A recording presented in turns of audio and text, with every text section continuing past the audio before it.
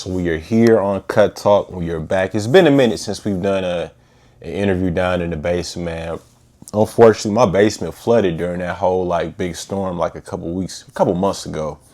But we was able, man, to rebuild, man, get the flooring back and just get back to it. So my pops is the one who actually was the liaison with this gentleman we got right here, man. But if I could we talked before this, and he was dropping gems, but I want to introduce him right.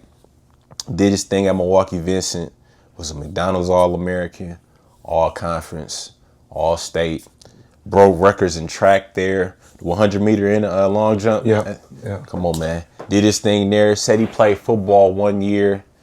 Would you use an All-State football? All-State, yep. In just 1 year. And he said All-Conference. And he just said he didn't really know what he was doing, just raw ability, man. Yeah. But was able to go to prep in Massachusetts, did 1 year there. Then he was supposed to go to Oklahoma. We're going to get into that. But then chose to stay home and play for Bo Ryan at UWM. Bo Ryan left Bruce Pearl, transitioned there, played for Pearl for 3 years, right? He was 3 years. Yep. Then after he did his thing there, man, then you went overseas. Yep, they had a short stint in South America. And then transitioned to the teaching lens now. And then he coached at Vincent with the girls.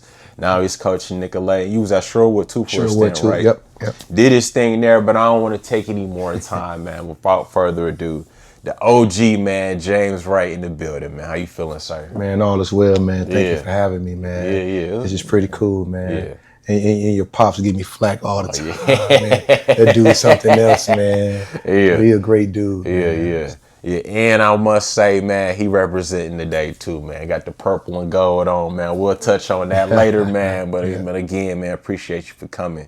So with these interviews, bro, I like to start from the very beginning, man. Tell the people where you're from, man. Oh, it's crazy, man. So I'm from East St. Louis. Yeah. And in about 93, 92, we were relocated here, but we kind of going back and forth between Milwaukee and East St. And then we finally, got a stable home here. Okay. And then just kind of stayed and took off from there. Okay. Did you have a family here already? So my stepdad. Okay. He had family here. Okay. And so, we came, with him. Yeah. And just kind of set up shop, man, and came to Milwaukee, man. Yeah. Yeah, how old was this during the transition? So probably between 10 and 11. Okay, so you still fairly young. fairly young, enough to adapt. Yeah. Long enough to adapt. What was, before y'all moved, what was East St. Louis like for you, bro? So I tell people, man, you hear the stories. Yeah. It was an environment that you had to learn fast. Yeah. I love the people there. I still got family there. I was just texting with one of my cousins, man, about the family reunion. We can look forward to have together a family full of gentlemen who act like Sid the Entertainer. Yeah. So, but the environment, man, was different. It is what you hear about all those things. Yeah. I tell people, a lot of people don't know it's worse than Milwaukee. Right. So far in those 88 blocks, it is different. Stray dogs everywhere. Right. We have the most track athletes that come out of there. So that's why I started with track with everything, because I joke, because our joke is before we went to school, I had to count your brothers and sisters up and you ran to wherever you was going. That makes sense. Like you ran, like it might just going on over there. Yeah. You got to take a reroute run over there. Then you might have a pit bull mixed with something coming out of, so you got to run. So you really, literally from the time up, you're running. You're getting built. And then all your games are race games, recess, race. Right. Like, so everything's a race. Like, all the way to the world. Yeah. Track and boxing. Okay. Boxing, man. Like, again, you either did track or you boxed. Or you boxed. Man. Okay. In terms of siblings, how many of a? So I'm the eldest of 8. Okay. Eldest of 8, man. So that's kind of where the leadership thing can't come in. Moms lead that note, hey, this is what got to be done for the day. Yeah. We'll do all things with Christ who strengthen you. Love you. Okay. And so, man, just, I got to give it to her, man, because, between working 2 to 3 jobs, man. And so I seen her in the morning, maybe in the evening. Yeah. And then it was just for close her eyes or to get something else, and it was back to work. Yeah. So me and my siblings was pretty much, just doing whatever she left chastises or she had for us. Right. And we worked from there, man. Yeah. How much pressure was it, bro, from outside? And when I say outside, the block, the area, you know what I'm saying? You got your siblings, moms depending on you, but you also got another element. So did you get sucked into that, or you was kind of able to just So, man, it's funny you say that because I tell a lot of people, man, I was a product of my environment. Yeah. The other side of East St. Louis, Yeah. I only knew that. Right. You get what I'm saying? I had to grow and learn those things because that's how you ate. That's how you protected yourself, protected your family, things of that nature. Which kind of, when I transitioned here, it was easy because it was a degree slower a little bit. Yeah. But it was still the same thing as everywhere else. Yeah. But I was already, I had already learned how to break down stuff, put it together, sell this, sell that, those different type of things.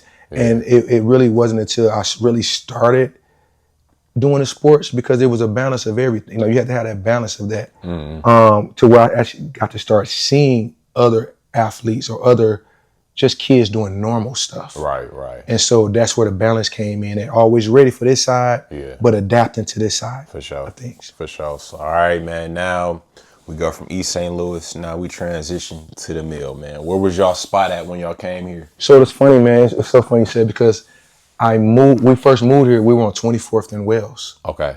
So we was right around the corner from Jeffrey Dahmer. Yeah. And at that time, that was Milwaukee. That part of Milwaukee was it was the worst I've ever since I've been here. Like that part of Milwaukee, I think we had the mental hospital over there. We had all the first time homeowners over there. Yeah. All the drug dealers behind us. Jeffrey Dahmer crib was like right in the back of ours. Yeah. On the other side over there. So like you couldn't even go on 24th because that was gang war. Like between there, from Clybourne, all that whole area from Clybourne and St. Paul, those areas over there to Cherry. Like, man, that was gang central, man. Yeah. So it was easy for me to adapt because that's how I kind of came from that. Yeah. But it was just the colors. Now it was different with what gang you in now, that. So we went from there, and then we moved to the Meadows out on 91st and Brown there. It was condominiums at the time. Right. We first moved out there. It was considered condominiums. Yeah. And then, of course, for every black person, one black person meant 3 white families move out. Yeah. You know what I mean? So by year 2 out there, it was completely different. Yeah. That transition of peoples to the area.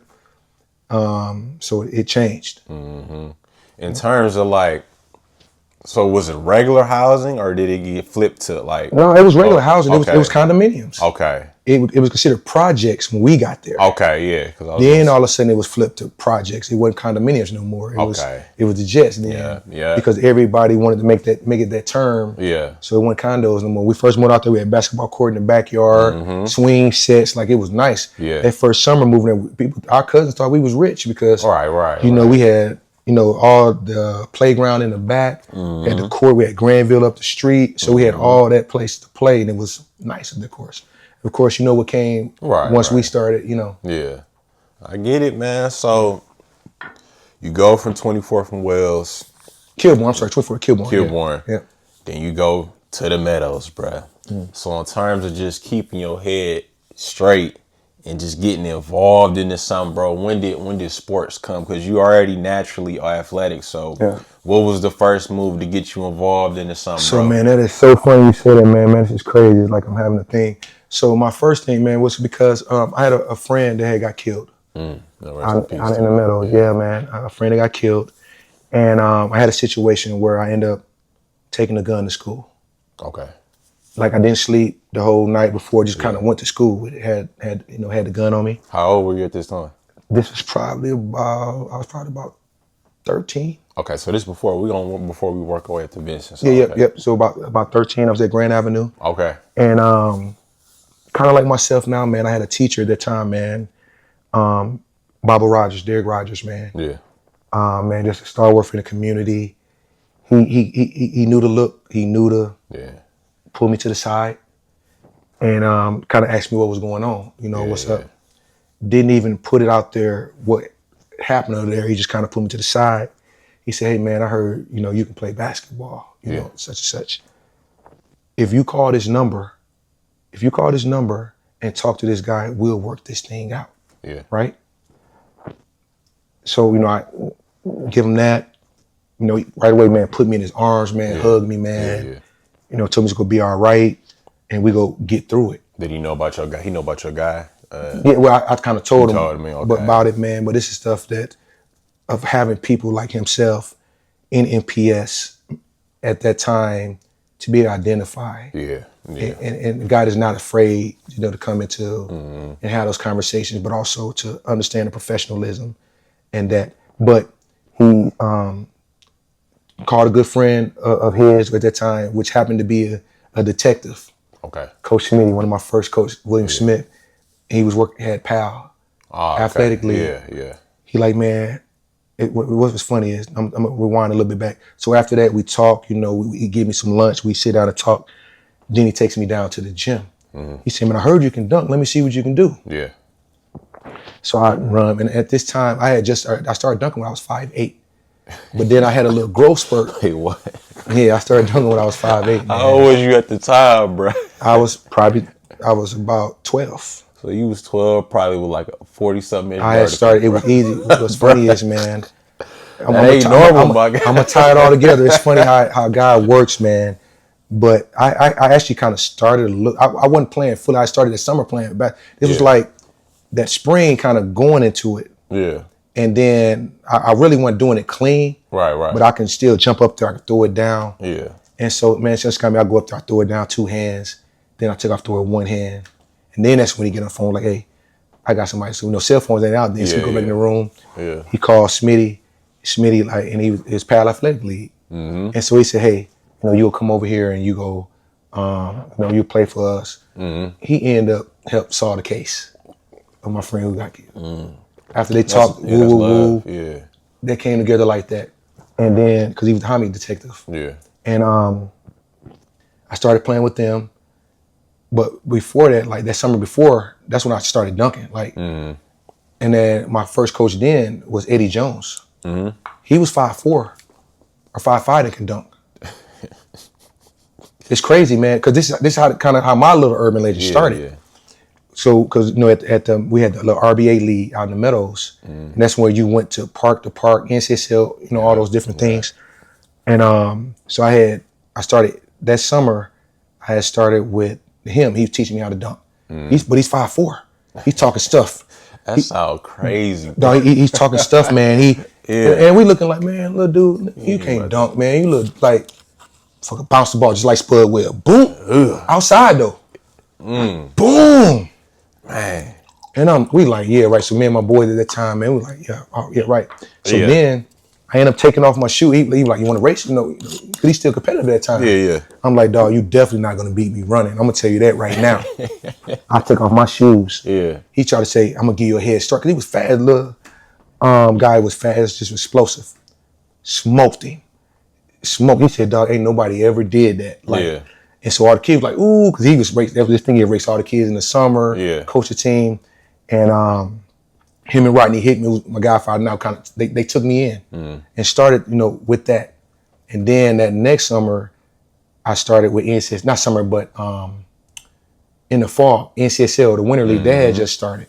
So I was just kind of getting started with that, but I wasn't all the way like locked in. I had Jerome Battles, Coach Battles, man. He was one, there's another one was a stalwart for the community, man, but didn't say much. But when he got you close up, he's telling you everything going on, how to do this stuff. And I'm like, man, I ain't finna be listening to all this, but he knew his stuff. So I kept getting these guys that was kind of put in my life, man, that helped it. And then Raj, man, and Coach Smitty, they just kind of harnessed me, man. And next thing you know, man, I couldn't, those guys that I was hanging around with, I wasn't hanging around with them no more. Like, I get it. It was starting, because I was starting to see what regular guys or regular kids are doing. So that kind of kept me busy every weekend I was gone. I probably didn't see my mom and my brothers and sisters, man, from January till August. Cause we was traveling, man. AU was just really taking off. Yeah. And man, we was putting us on the map, man. That PAL Spurs team, we had the Blue Knights that were ahead of us. Yeah. And then it was us, man. But we were the crew that, like, with the guys with Nate Lesenbees, Columbo Kadeem, Ryan Penny. Like, we had some guys that were good. And we got with that group, Rodney Jones, Rodney Driver. Like, we had a good core group guys, man. Let me ask you this, bro, because you naturally had so much athleticism. But how raw were you? And when did it get to the point where your game starts to catch up to your natural? Man, When that's you funny. first started Man, that's why I off? said this is crazy, man. So I'm gonna read this, man, because this is something that I pulled off early because I was talking to a parent before I came over because their kid is good early now and they're getting criticism, Yeah. you know, and it's just basically telling them. So it was a thing. It was like it was basically saying talent and skill versus knowledge. Yes. And it was saying talent is your natural hardwired potential, but it's naturally you, but then your skill is in a specific capacity, which is where I kind of came in at. Yeah. Because, like I told you earlier, I played outside all day, Yeah. but the competition, the healthy competition early of just competing. Even though I wasn't locked in on the sport, the competitiveness in me, I just didn't want to lose. Right. And so then I was telling her, but then I told her that the knowledge is the information you have that you gather through the education and your experience. And so that's why I have to break it down to her that these are different things. Don't let people take away from your talent because something had to get you. You can be born with it. Yeah. But then it's still pieces that it's something that still shaped you that way. Like a couple coaches said that earlier when I didn't understand. Yeah. And I was like, dude, I work, you don't know, I got run all day, I race all day, I played 5 sports. I'm a Boys and Girls Club kid. So, naturally, I'm just steady going. Yeah. And so to have that conversation, it was natural, but I was already hardwired. Like I was already had a mentality that I just didn't want to lose nothing. Even when I played football, I just knew, even though I didn't know everything, I'm not letting you beat me. Right. When track was the only thing that I honed in on. Like I wanted to be the fastest, I wanted to jump the highest. And then as I started doing the sport, like I started playing basketball at 12. That's late for guys. Yeah. Like my son is he's 4 years old. Like my daughters, they're going now. And fundamentally, those are things the difference between pros and Joes, which hones in on those skill sets that you might have. Yeah. Or whatever. Because I let them naturally have what they have. Yeah. But now I teach them the skill set. So when they grow with that knowledge, you can do anything. Just like reading fundamentally, they say that. It's the same thing in athletics when you look at it that way. You get those fundamentals early and you grow with that knowledge. Then that's when you can get anything. It's like education, same thing with athletics. Right. So you moving along and you playing for Pile Legendary Program. So at what point in terms of now it's time to decide a high school? And you live closest to Vincent, so that made sense. But was it like, was they trying to put options forward to you or was like? Because it got out. It got out. So it's crazy, man, because now as I'm playing more, now I'm literally probably playing maybe 60 games in a year. So that's going for, and me, I'm hooping for whoever call. Yeah. So now we got the RBA league, we got NCSL, we got Warning, we got AU. Like we really had those things at that time. And we had the Boys and Girls Club.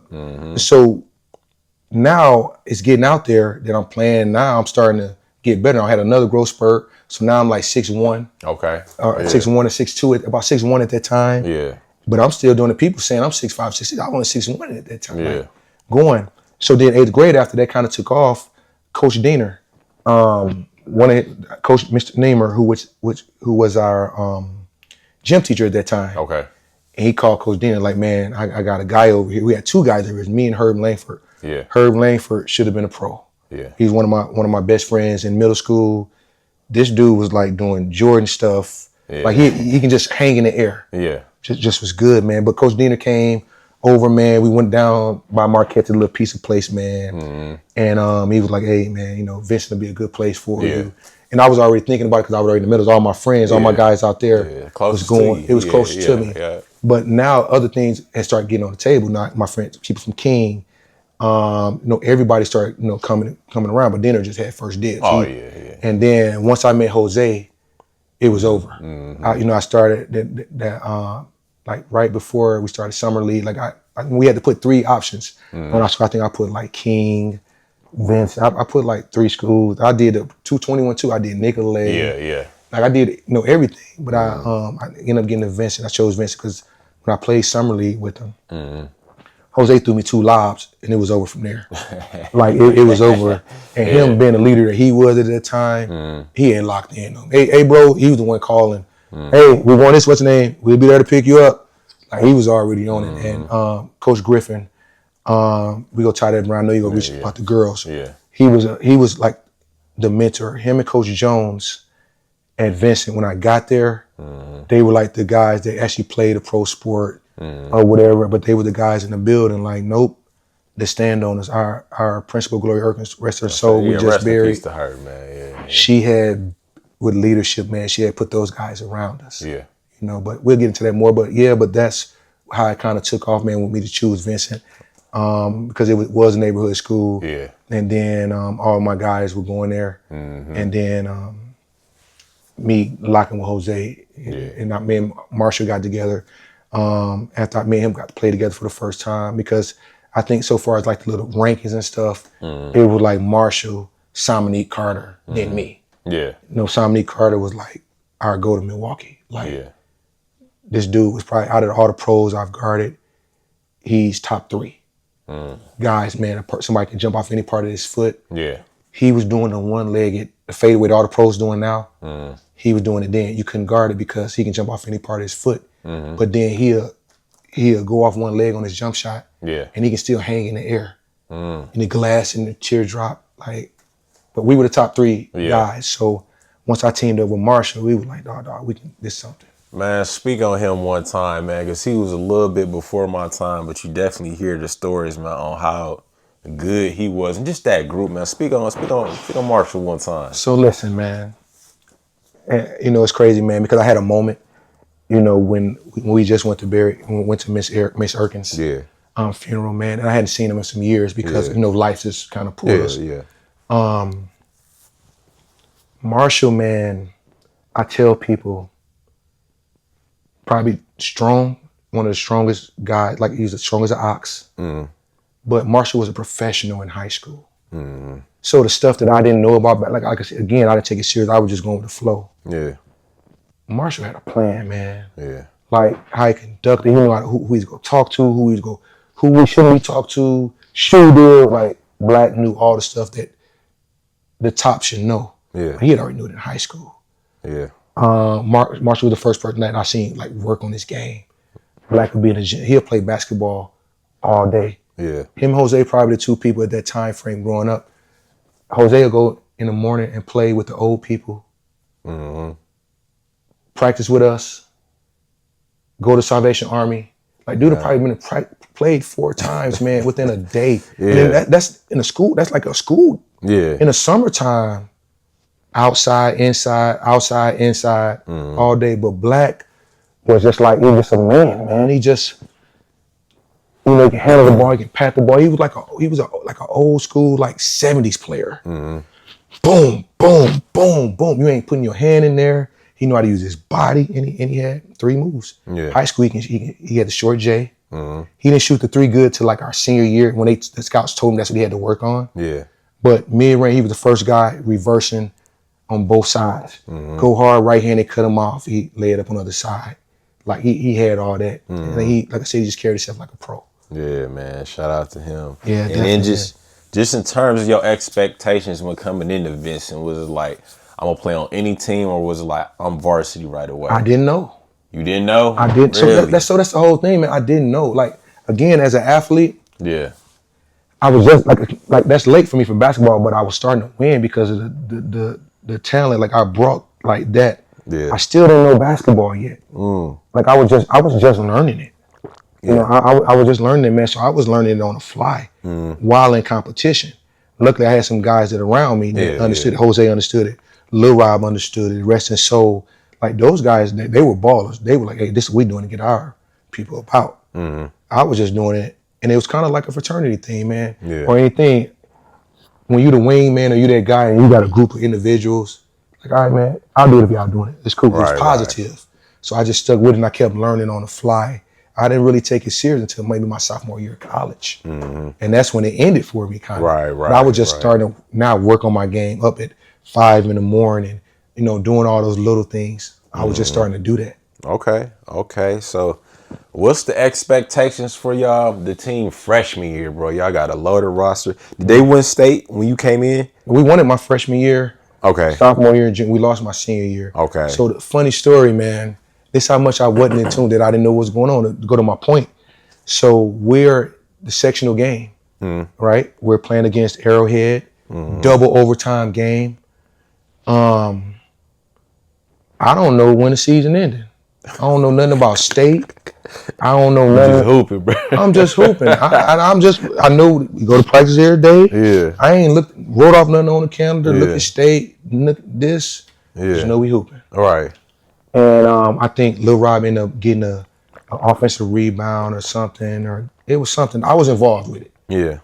And I'll never forget, man, like we had a big our games at that time now, we Vincent we started to fill the gym up. Oh yeah. Arrowhead they brought the community. So they filled up this whole side of the gym. And now we getting a following, we got this whole side of the gym filled, like standing room only in Vincent. And we won in double overtime. Everybody rushed the floor. Yeah. And I'm just happy. I don't know what's going on. and my sister, one of my homegirls, I call my sister Talanda, at the time, like she was she was a cheerleader. Like they was all like running to me. I slip and fall. A pom pom almost like fall, like I'm inhaling it, right? So I got all these people like on me because I don't fail. Yeah. And the pom pom is going further and further down my throat. You choking on the pom? I'm choking on the pom pom. So, but I can't get my hands up. I'm just trying to say, the more I was trying to talk, the more it was going down. Yeah. So I'm trying to push people off me. Yeah. And so now I'm mad. Like I'm like, get off me. Like I'm like, like I finally catch my breath and stuff. And then they get ready to start their war ceremony, but I'm still mad. Yeah. And they like, oh, we going to state. I'm like, what the hell is state? Like we going. No. So I can't even enjoy the celebration because I don't even really know what it is. Yeah. And so, man, it's funny because then Coach Diener hit us with the don't pick up the newspapers. At that time, that's when guys would run to see the box scores. Yeah. I'm telling you right now, that's what he was good at. I told you earlier about those three coaches. They were motivated. They knew what to say. I don't care. They're gonna tell you the best thing since the Bucks. You can beat the Bucks. Right. Everybody, he was telling who's coming out the woodworks. Don't even pick up the paper. Yeah. We're going one game at a time. Yeah. We're gonna take it one. I still don't know what the hell going on. Until we get to state. Yeah. And they got the brackets up type thing. And now I'm like, oh, that's what he's talking about, of one game at a time. And so then learning those expectations, then that's because we weren't supposed to win it. We weren't supposed to be in the picture that year. We caught the state by surprise our first year. Who was y'all had to be favorites in the city though, right? Y'all was. No, man, the city at that time, my 4 years in high school, that was the toughest for the city from top to bottom. Oh yeah, I can believe it. King, we had Hamilton, Custer, like Washington. Everybody had their two or three good players on their team. So any given night, like King was expected to win the city. I think they might have won the city because they beat us twice that year. Yeah. And so I think we was in second. Okay. We had the hardest sectional, regional sectional. But when it got to that, it was like after I figured out what it is, that's when you can support your coach and get behind it even more after you kind of know what it is. Yeah. Was Wilkes at King? Wilkes was at King? Okay, yep. Makes sense. Yep. Okay, so y'all get to state your freshman year, man. Who did y'all see first, bro? So I want to say South Milwaukee. I think it was South Milwaukee. Yeah. They had the 6'9" cat, man, and that's when I missed a dunk on national TV. I mean, not national TV, but for local. Yeah. I take off from like the dotted, man. I didn't know what I was gonna do. Take off from the dotted, man. But I ended up having like 5 blocks that game, like 7 rebounds. Yeah. For that game. I think South Milwaukee first, if I'm not mistaken. Then it might have been Manitowoc or something of that nature. It's hard. I gotta think back because this question is asked, and I'm like, man, I don't remember the final team. Yeah. Not the ones that got to it, but they were all such good games. Like, you had to kind of remember them. Okay. So y'all win state your freshman year. What's the feeling like? Did it kind of register with you that y'all it registered, y'all man. won state, or you was just like, man, it's another game? It was so after we won it, I did, because now as we're up there, I'm caught in the moment. Now I'm seeing that we reading all the different papers, and the good thing that they had at the time, we actually had like almost a media day type of thing where like we got to talk to all the people and they got to watch us practice, and so that was like a big thing. Like before you practice, you got to talk to the media. or after that. So now the environment, okay, I was like, oh, this is what's going on. Right. So then I really kind of locked in. Okay. After that. Okay. And Jose was he's 2 years older than you, right? 1 year older than you? Yeah. Okay. So this was this his second or his first state champion? This is his first state champion, but he's a sophomore. Okay. Okay. So y'all bringing back him, you next year. I know the expectations was to, you know what I'm saying, to do it again. So did you go back to Powell that summer? Or Nope. So it's funny you say that, man, because now we're the top AAU team now. Okay. Shoe companies are coming now. Okay. So it's funny, man, because I go from wearing the jeans twice a week to getting a jogging suit, 3 or 4 jogging suits. Okay. With shoes, you know what I'm saying? So we decked out Adidas. We went to Adidas team. We went to DTA, Development Through Athletics. Was that the first year? That was the first year? That was the first year of it. Well, they had it before, but Marty had took over. Okay.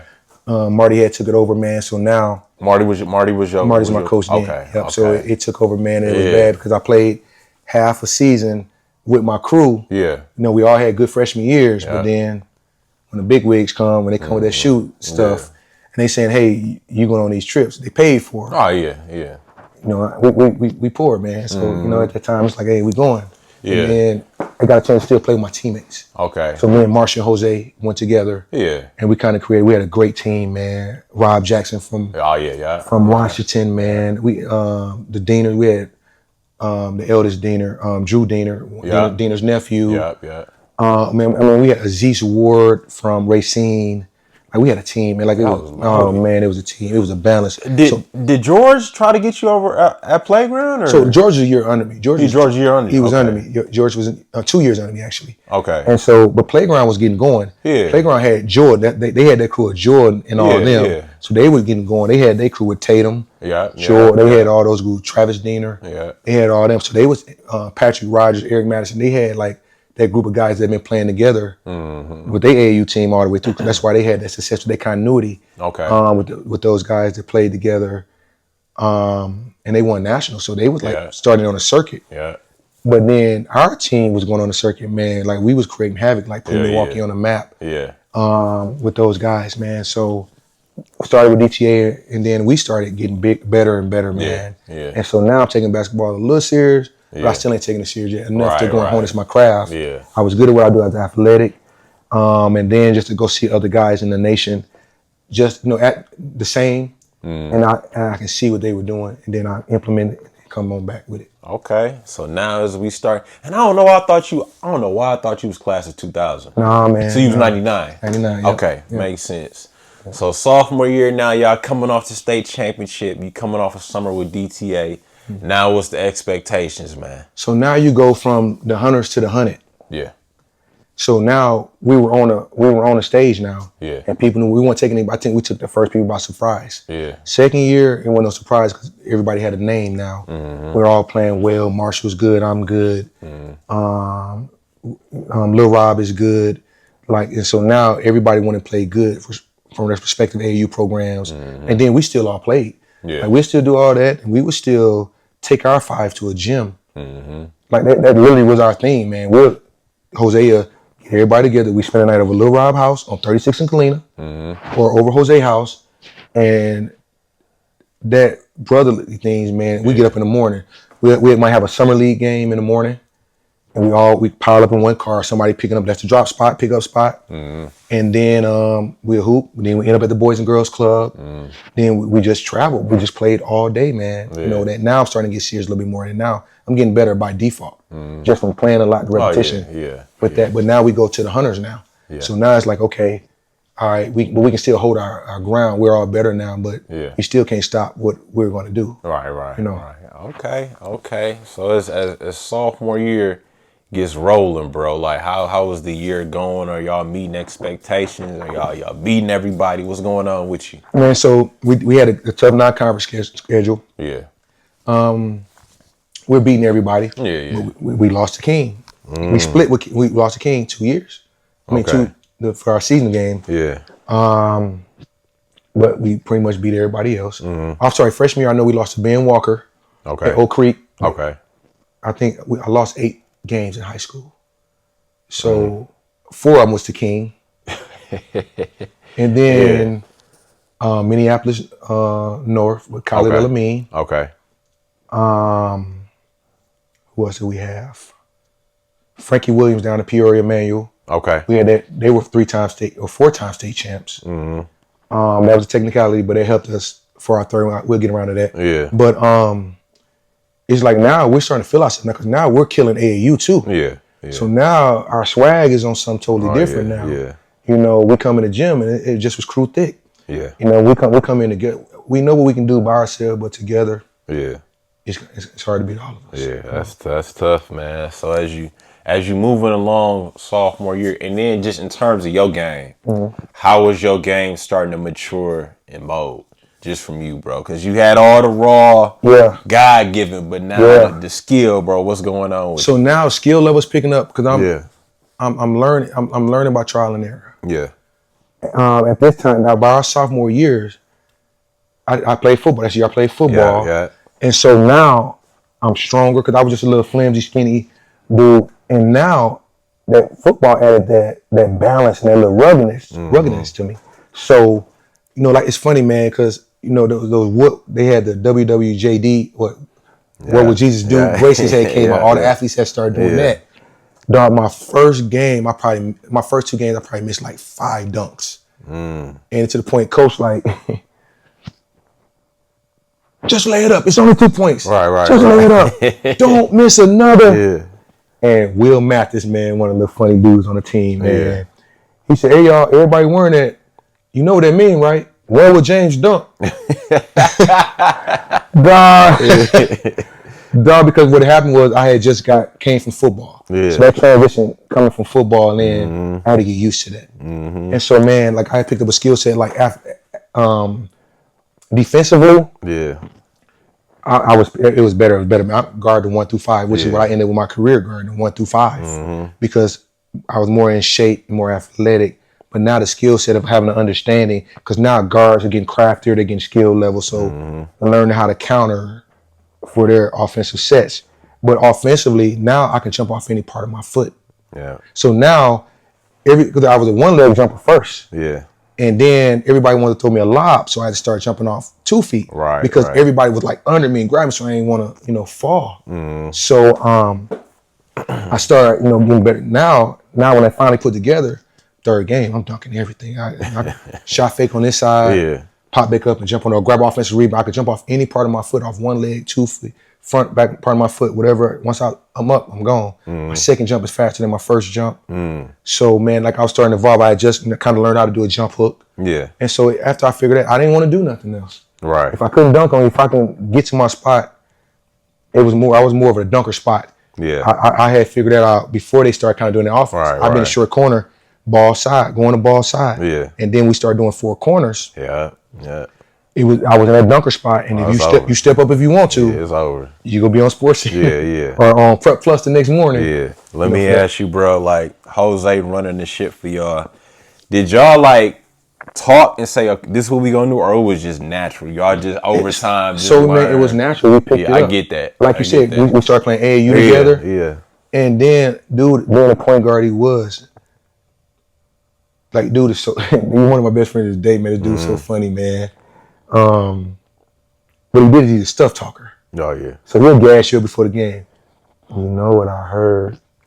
Dude said you ain't the best dunker. Dude said he go block your shit. Dude said, and so man, I'm like, yeah, all right. But I had already caught on to it. Right. You ain't got to threaten me with a good time. Right.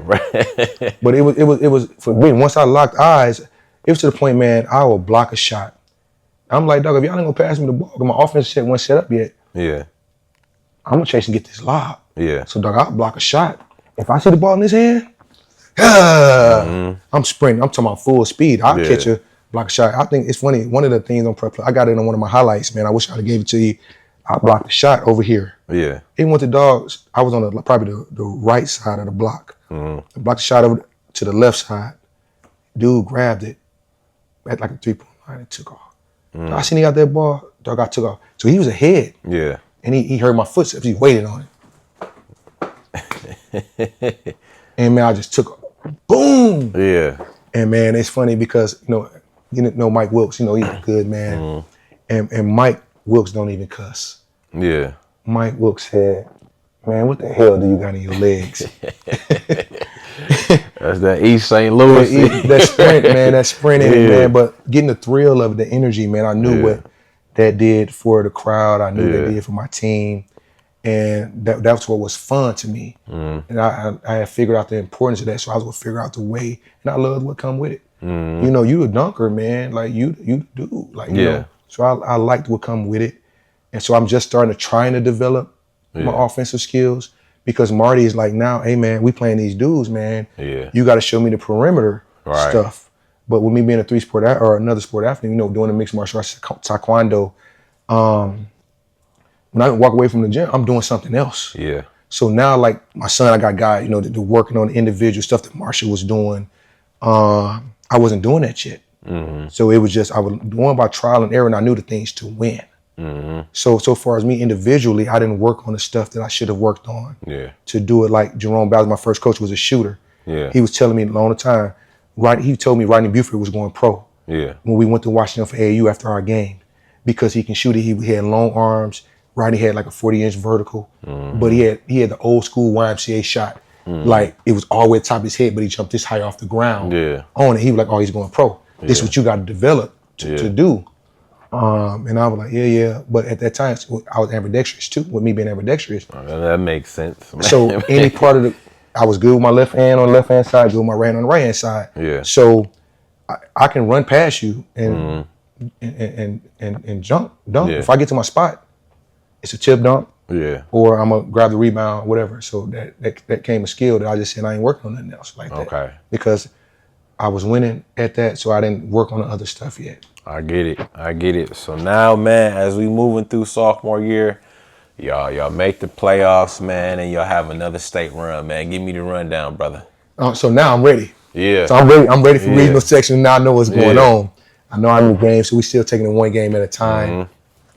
And I'm more intentional now about it. So I'm locked in because I knew that those 6 games is what we got to do to get there, but it was still the one game at a time. And one thing our coaches did, man, is our preparation. We had this, we started playing against grown men. Because at that point, by our sophomore year, I think me and Marshall were like the good player in the state. And then we played the bar league, man. It's an urban legend story out there, man. That goes in the bars that the bar league now is older now. These dudes came in, smelled like Top Chef, everything. But they were guys that used to play. They played before. They were men. 7 of them come in. You can tell what kind of night they had, what they smelled when they came in. And man, they would give us work. It was like playing intramurals. You know, in college, intramurals, pros gym league, basically. Y'all had to be playing late at night then. No, I mean, so that was our Saturday practices. So our Saturday practice. Okay. So Saturdays is when we would have what do they call it now when you get them on the list for that what do they call it, the beginning of the year for the coaches. I mean for the practices. For your first 2 games early that everybody do. Dang, I'm a coach. I can't like exhibition games. They're not exhibition games.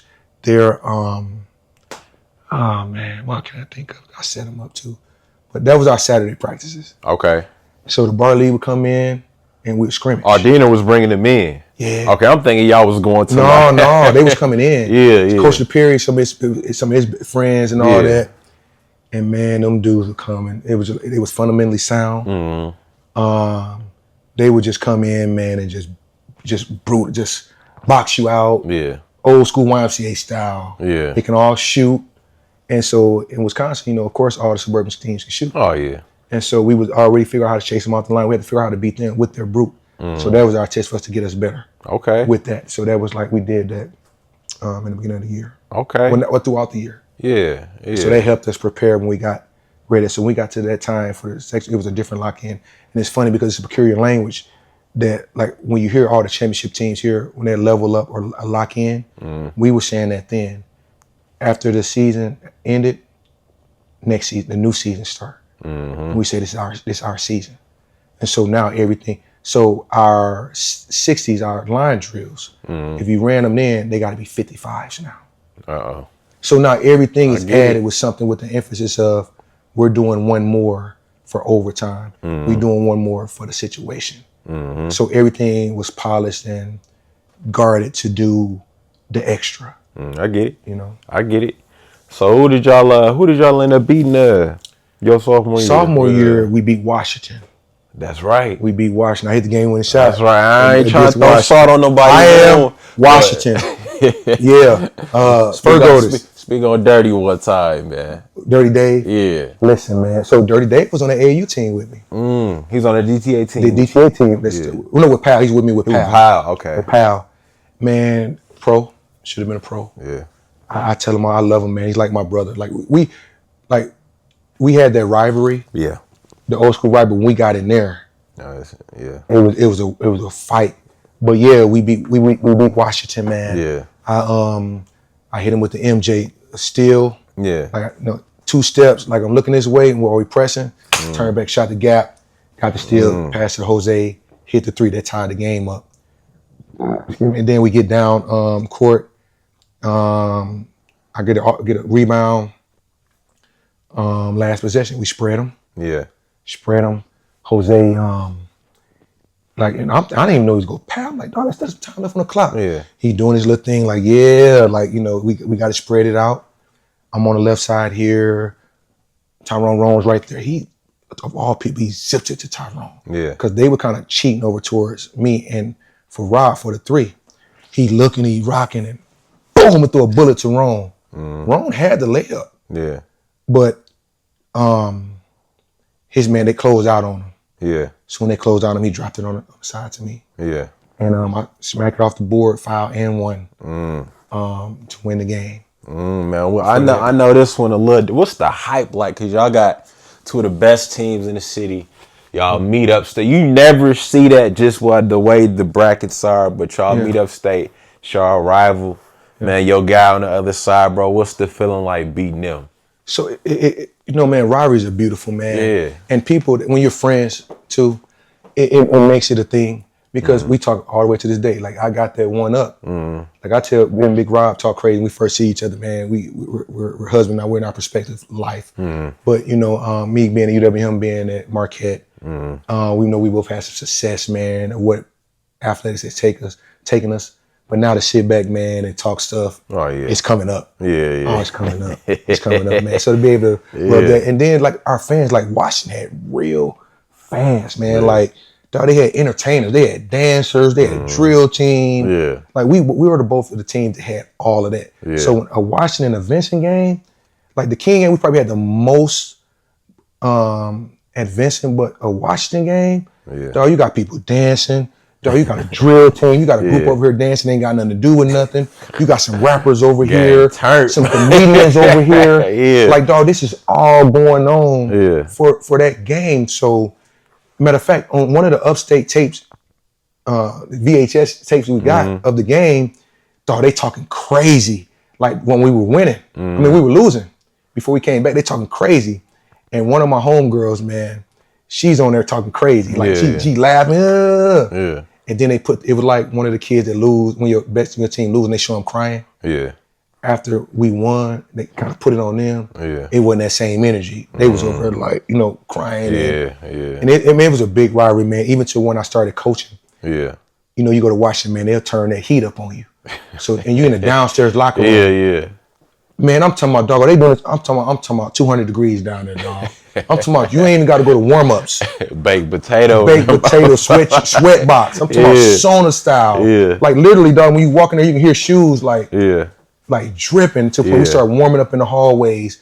And man, they did that to us, dog, like for 20 years. Even when I started coaching, I'm like, dog, they still doing this. So even we played them, dog, like we got to warm up in the hallway and talk in the hallway. Yeah. But for Force for Laughter later, man, it's cool. Yeah. To have that, that little one-up, man, and the competitive nature of it. Okay, that's dope, man. So now, bro, junior year, going into junior year, did you go back with DTA that summer? You back with DTA. I already knew y'all ran through the circuit. Yeah, we ran through the circuit. We added Reese Gaines.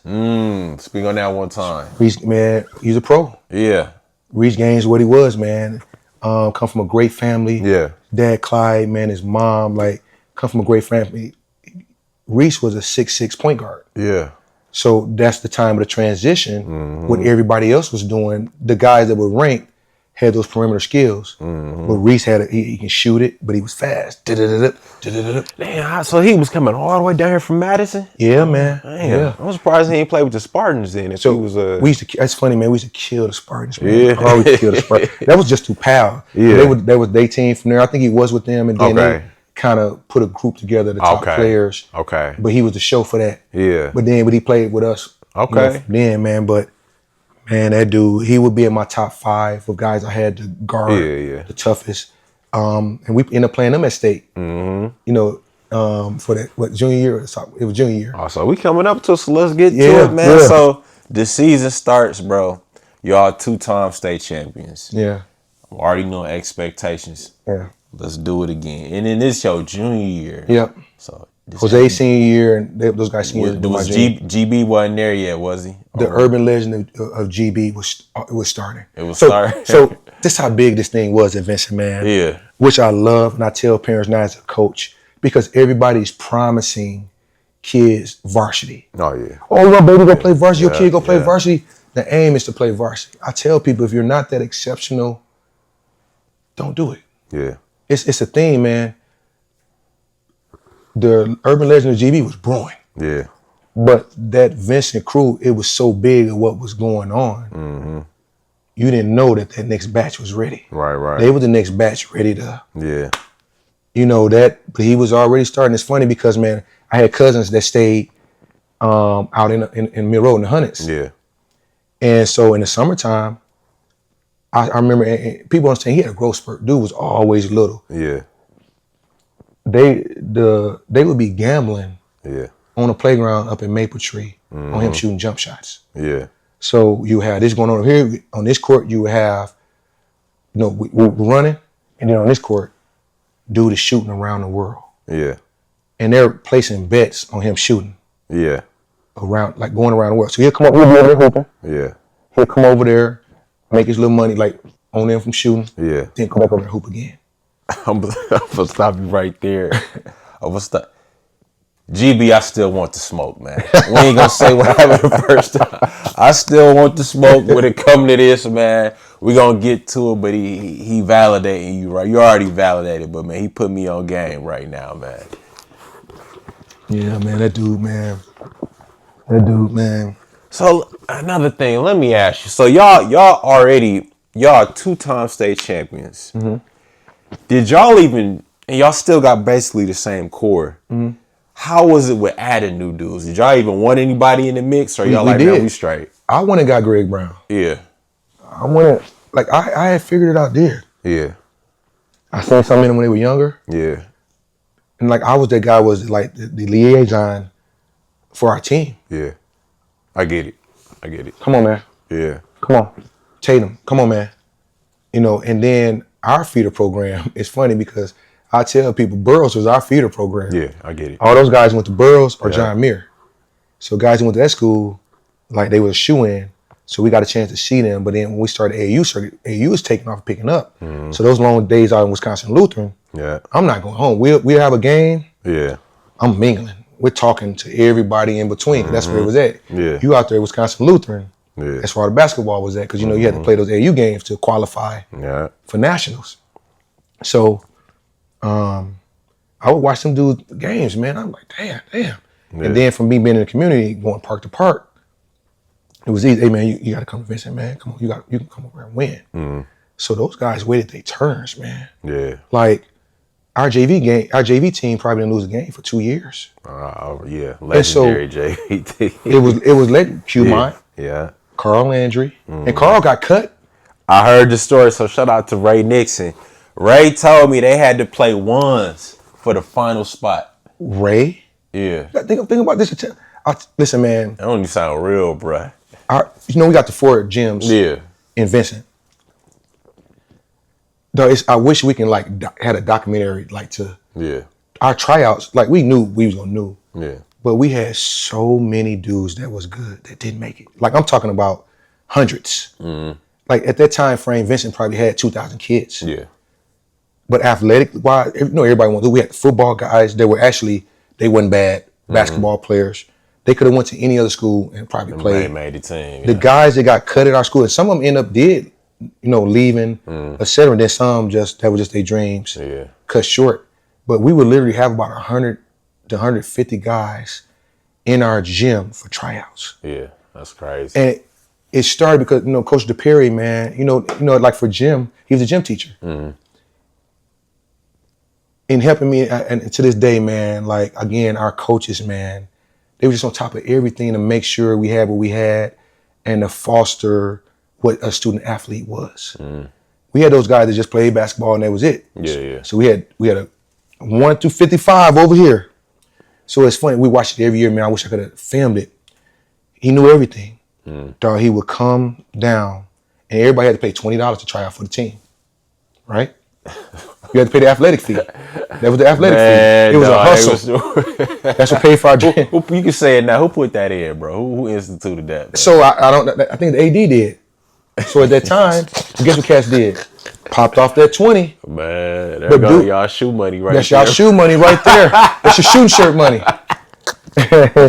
Bro, I tell you. But he would have them all lined up, right? Yeah. And ask anybody who had, we'd be like, oh shit, here you go. Yeah. Dog, he would walk in, because he's a militant dude, Indian man, they call him Chief.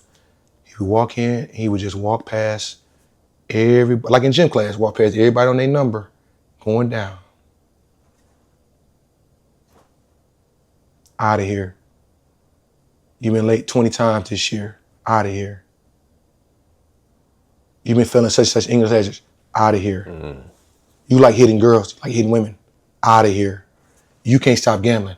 He would literally go down that line, dog. That's how it started. Yeah. Boom, boom, boom, boom, boom, boom, boom. You've been suspended 5 times. So that right away, he'll knock off 20 people right out the gate. Jeez. Then he'll say, okay, if you played last year, maybe over here. Freshmen over here, sophomores over here. Yeah. And dog, it would just be guys crying. Like it would be a thing, like guys going. Yeah. And these guys that can play, man, I'm talking about they wasn't bad. Yeah, they was solid. They was solid. Bro, that sound like American Idol, bro, yo. You know what, man? That's funny. That's what it was like, man. That's what it was like. And then, of course, we'll advocate for who we want, like guys. But man, it was some guys. I'm telling you, dog. Like we could have started another school, 10 or 20. Yeah. And they would have been all right to compete against others. Did y'all have a reserve team at all? Varsity reserve game. That's what it's called on Saturday. We was doing. But the reserve team, no, we didn't. Our gauntlet. So our guys on the bench. Yeah. Man, our practice was like a war, dog. I heard about y'all practice. Our practice is like, it's funny, man, because George, we had 3 big team fights, but just horseplay. Yeah. The first one was when George was on JV, and we were scrimmage in the JV team. Remember our JV team? Yeah. So we playing in the gym, man, in the practice. We're scrimmage in the JV team, right? We winning, of course. Yeah. And then pull something. Next point wins. Like next point wins. JV got the ball. At that time it's Q-Mont, it's Patrick Rogers, it's George, Gabe Green. Yeah. They got all these playground guys, like Tatum, all these guys over there. Yeah. And I don't know if it was George or Caniglia or one of these guys, heave a shot. Yeah. Might have even been Greg. Goes in. And then a her blow, game over, JV wins. Dog, it was like something in the movies, dog. We all looked at each other. Let's beat their ass. I want to say y'all gonna get that. Oh, dog. Yeah. Man, we rushing, man. So we wrestling, man, and we tussling, man. But that was just like the brotherhood, like to beat up on your little bros. Yeah. And then the next year we had one when George, we were playing categories, games categories. That's what we do before games. We'll go in the room, coach have us, away from everybody, and we end up playing it, man. And George is smart, man. And so they said, a country or something or a city that starts with J. Yeah. Excuse me. George put Djibouti. He right. He right. He was right. Yeah. And everybody, and we ain't have Google and all that stuff then. So cats looking for dictionaries, encyclopedias and stuff to try to, so we finally find out that it's true. Tyrone Roan just flips the table. Man, you always lying to cheat. Right. Just turned to a wrestling match, man, because that was a thing, man. Yeah. But just the camaraderie we had, man, with those guys, man, that those guys had the way they instilled like, yeah, I think I'm better than you, but you got to show me. But we still like, it's like you ain't gonna let your little brother beat you in nothing. Yeah. But we still set it up for them to where when they stepped in, it was time. We here now. Yeah. Gave you something to reach and go for it now, rather than giving it to you right away. Yeah. Or a guy tell you, I'm gonna put your son on varsity. He playing 6 minutes a game. Yeah. But guess what? All his team that's played with him for the year that played JV or freshman, they all got better. Yeah. They all got better. They grew a little bit. Yeah. So they don't got the repetition and gotten better. And you just to play 2 or 3 minutes game to say you're on varsity to keep you happy, your family happy. It's not a thing. And it's becoming a trend now. Instead of letting your kid be a kid, letting them develop a move, a role, building their confidence, rather than throwing them in the fire, because they're different speed, different strength, different speed. Right. So, yeah, I hear you, man. So y'all end up winning state your junior year, 3-time state championship. You beat Washington your junior year, right? Sophomore year. Who did you get your junior year? Junior year we beat Middleton. Oh, okay. They came Madison down. Team. Who was good on their team that year, bro? Derek Kine. They was a well-coached team, man. His son, his dad, he played coaching dad group, but they had the guys that had been together the whole time, man. They ran through that Madison area. Yeah. And it was just a good game, man. And it's funny because that year we lost. We finished out being ranked 7th nationally that year. Yeah. But if we won that game against Peoria, Maine, we'd have been national champs because you have to beat those teams. Yeah. Then that was the only game we lost. That was the one game we lost that year. But if we would not have lost that game, we wouldn't have been state champs. Because that game we had similar situations happen. Okay. We actually they kind of robbed us down there, man. After you learn what 0.5 seconds is on the clock, we're winning by 2. And Frankie Williams we're pressing.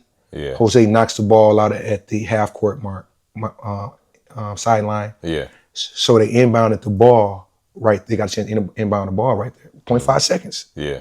Frankie Williams gets the ball, dribbles, and spins. Then the buzzer went off after the ball went through the buzzer, right? I mean, through the net. They all run off the floor. Yeah. And that's crazy, man, because I grabbed the ref like, the ref said, was that a 3? It was a 3. And they did like that. Dog, the 3-point line was over where I'm at. He shot the ball from where you at. Yeah. And the rim's that way. And so then, fast forward to our state championship game, we're actually winning, but we're pressing up. And so I already remember that if that ball goes out of bounds right there, that's where they get the inbound at. Yeah. And so, similar situation, the ball about to go out of bounds. I sprint over to Rich and grab it and throw it back down to the other end. Yeah. And I'm thinking like, hey, if they got some drip, I ain't getting cheated again. Yeah. So that's already in my head. Yeah. So when I seen that, it was like, boom. Let's get through it, And threw it down. And the funny thing is, dude he heaved it. Yeah. And it hit the rim.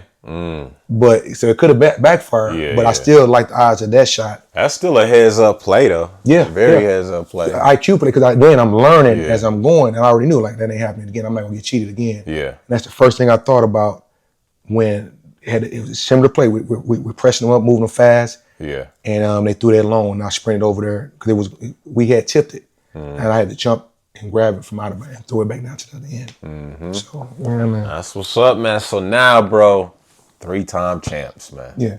3-time champs, man. Y'all on a Laker run.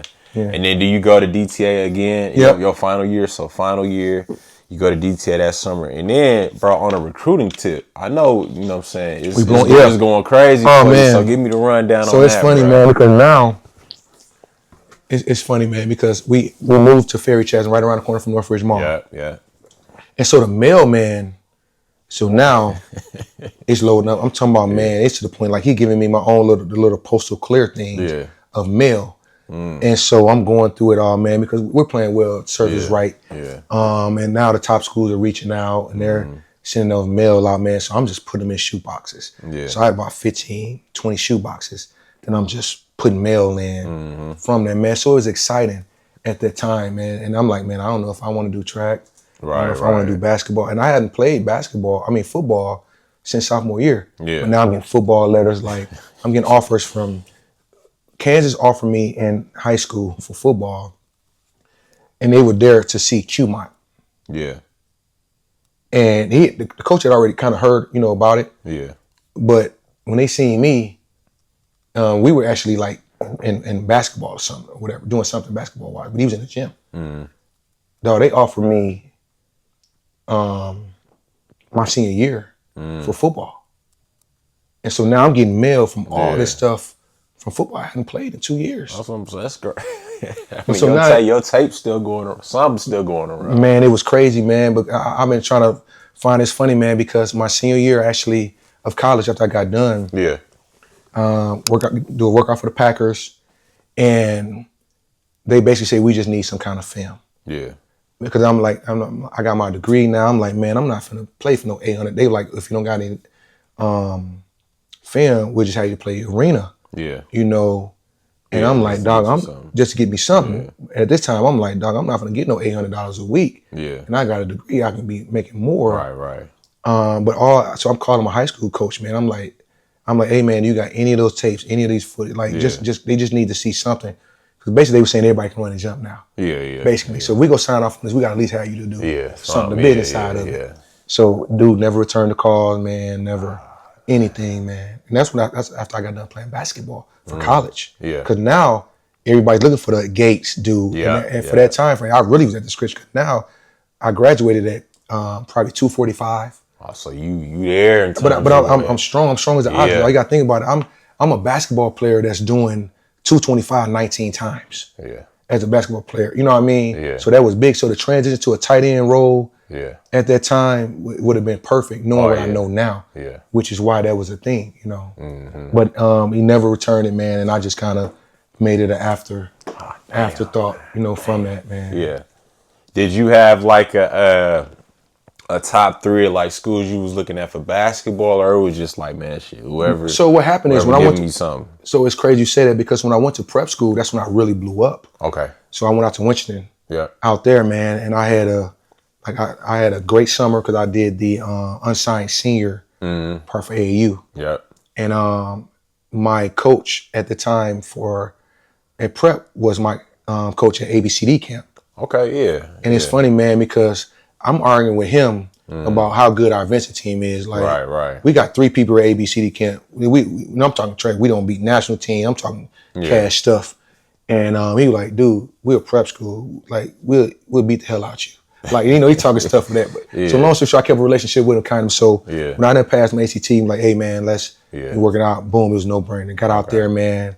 And so now I'm blowing out. So now what's funny is I'm playing on the AAU team out there. So now I'm getting called out. Like, hey, I'm playing on East Coast teams. Okay. And so it's funny, man, because the first team I played on was Jameer Nelson, Chris Wilcox. Yeah.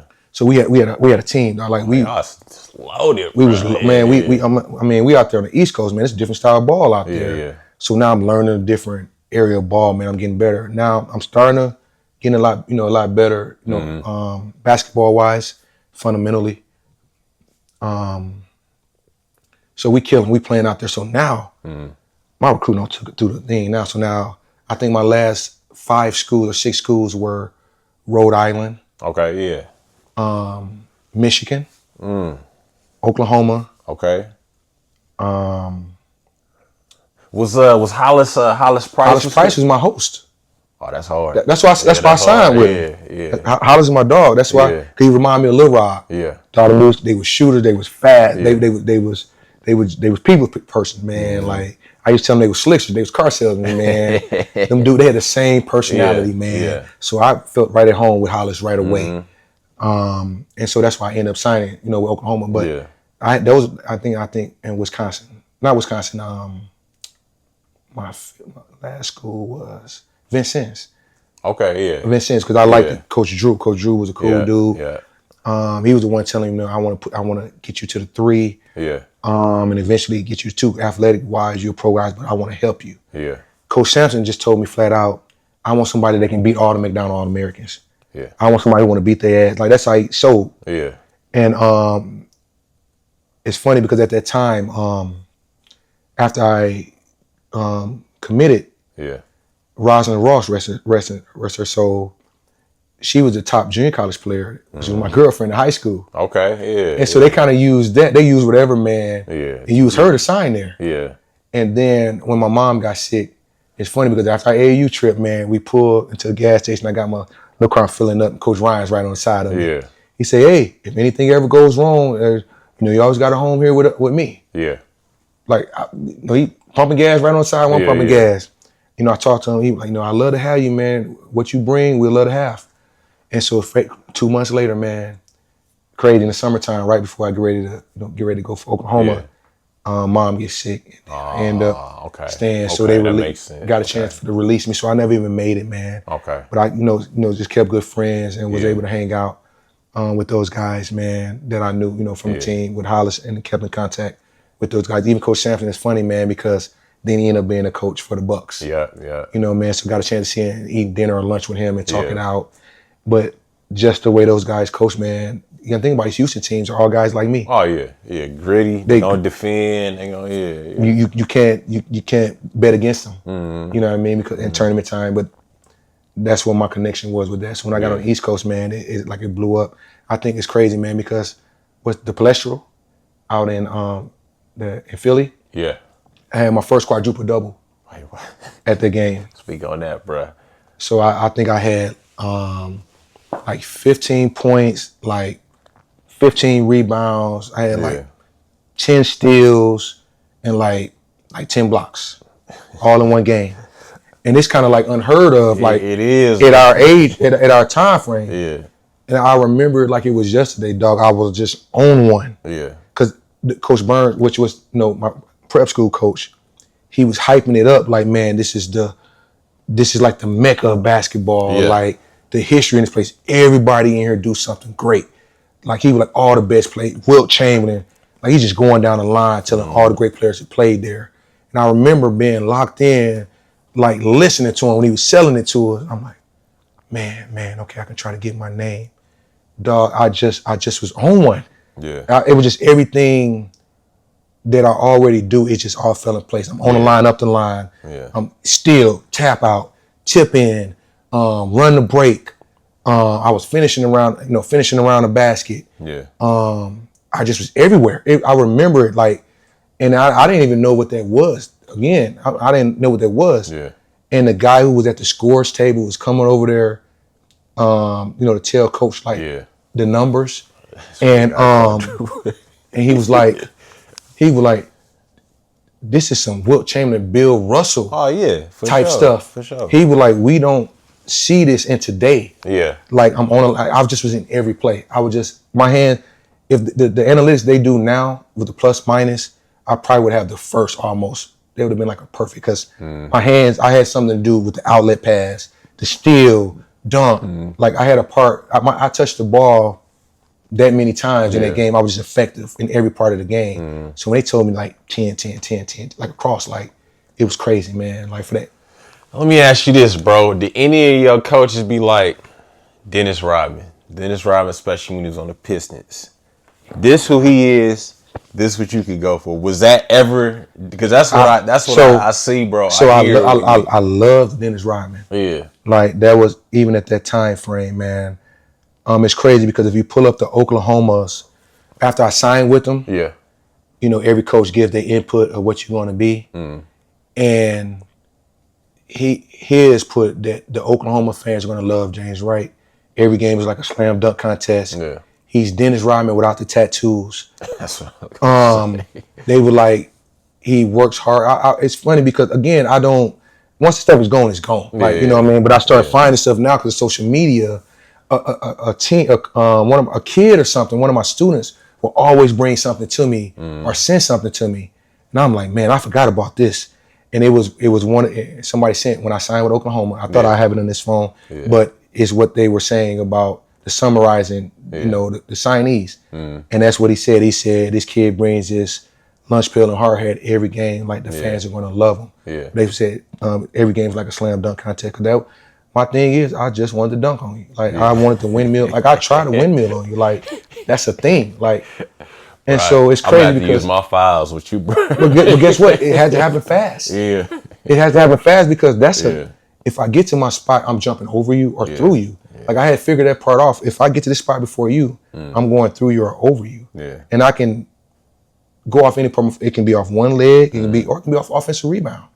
Like I can pop back up and boom, like my second jump is faster than my first. Yeah. And then once you get those guards that know how to drop it off and lob, you gotta think about I would get a running start. Yeah. And my IQ was what I did learn is that's why I became a screener. Yeah. Because I knew people IQ was I can get a running start to get offensive rebound. And then when people IQs are down, for one, I'm gonna get somebody open. And for two, it's a mismatch and I get a running start. If you don't pass it to me on those screens and rolls or those rolls, I always open up to the ball. But I get a running start to get a weak side rebound. And I had figured that out early. If I get a running start, there's nothing you can do about it. Bro, you literally are a scoring guard's best friend. By far. Because first of all, how many buckets you can create by just running the floor? Yep. How much pressure you put on the deep? Because we got to get down the floor. Yeah. And the thing about it is, it was a sprint. It wasn't just a regular jog. No, it's like a track meet. Yeah. And not body shaming anyone or anything like that. Yeah.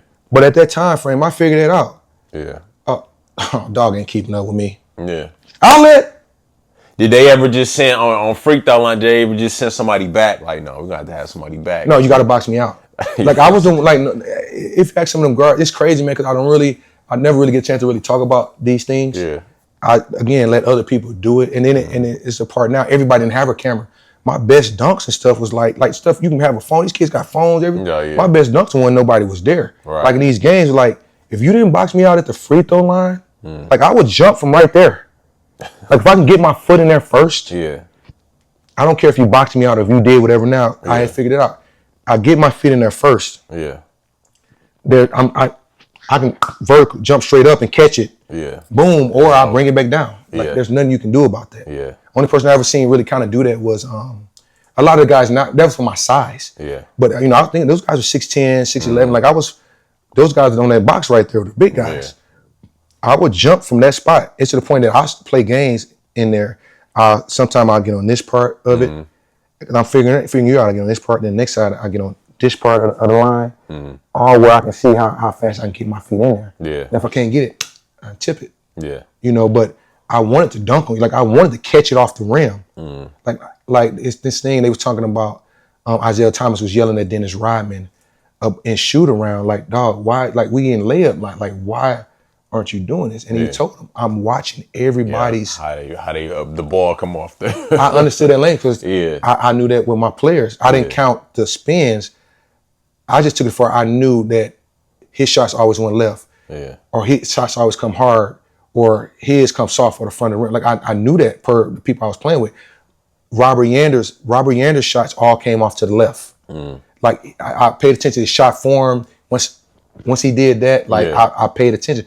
That was his release. Because as a defender, those guys were so good at Vincent, man, that I tell people, that's why those practice that way, it built your confidence. Because I'm like, if I can stop him, or if I can stay in front, I talk stuff to Jose to this day, I can guard you. Yeah. Because when I played opponents and everybody else, having to guard Marshall, having to guard him, when you play everybody else, you have awesome confidence. Like if I can stay in front of you and guard you, there's nothing you can do about it. Easy work. Yeah. So, all right, man. So, unfortunately, you signed with Oklahoma, but I'm going to say this. Bo Ryan, you was in the right place at the right time. But unfortunately, moms got sick, so you chose to stay here. Go to UWM, man. That 1 year, your freshman year, you was with Bo Ryan, man. Give me the rundown on that season, man. Man, it was so fun, man. Because now I'm starting to take back. I'm like, all right, I'm doing basketball full time now. Yeah. So even though I'm gonna do track, I'm thinking I'm gonna do track in the spring, but basketball now, so I'm taking a little serious. Now I'm working on my craft. And man, Coach Jeter, man, shout out to Coach Jeter, man. Coach Jeter's out in Southern Utah now. Yeah. He was an undersized, he came up under Coach Ryan. Yeah, he went to Platteville. Yeah. But he jump hook left hand. We used to make a joke, man, because he would jump hook you from anywhere. Yeah. He would jump hook, dog. I'm talking about from the free throw line.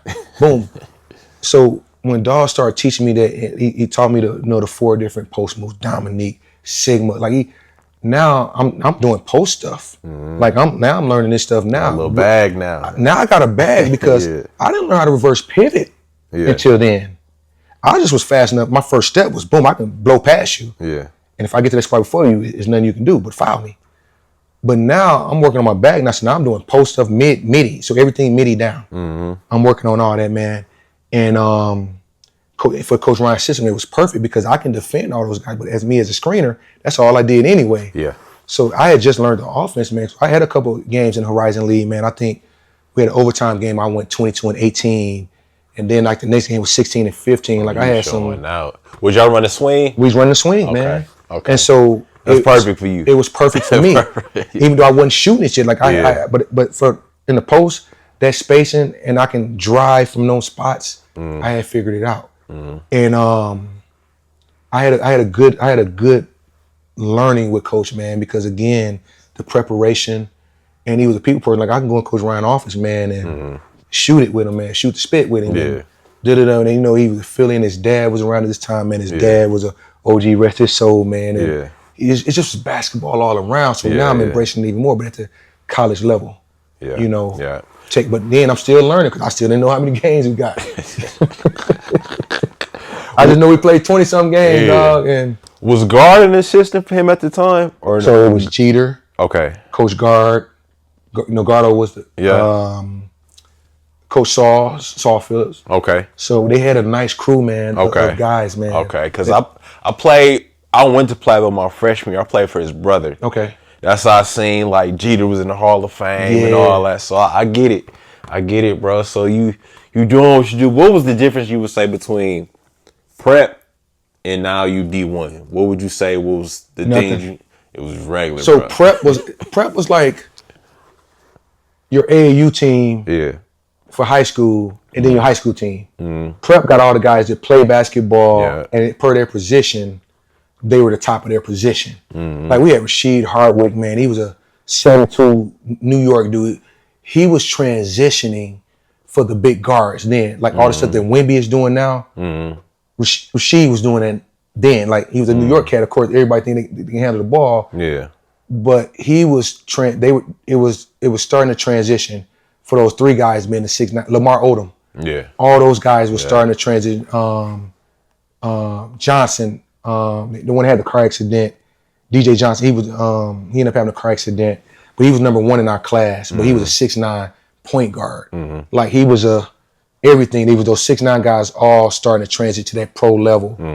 So that's what the prep school was like when you got all those guys that got those playing. Then we had, I think our front line, man, we had Rasheed Hart, he was 7'2". We had Big Baby was 6'8".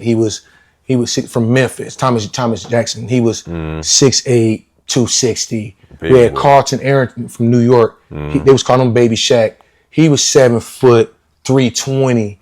We had Avery Queen that went to Michigan. He was one of the top point guards in the nation. That's why he didn't want to help me get recruited to go to Michigan because when they came to see him, they seen me. Yeah. I got him 3 shots in a row off a screen and roll. He lobbed 3 to me. Then me and him was at the top of the press.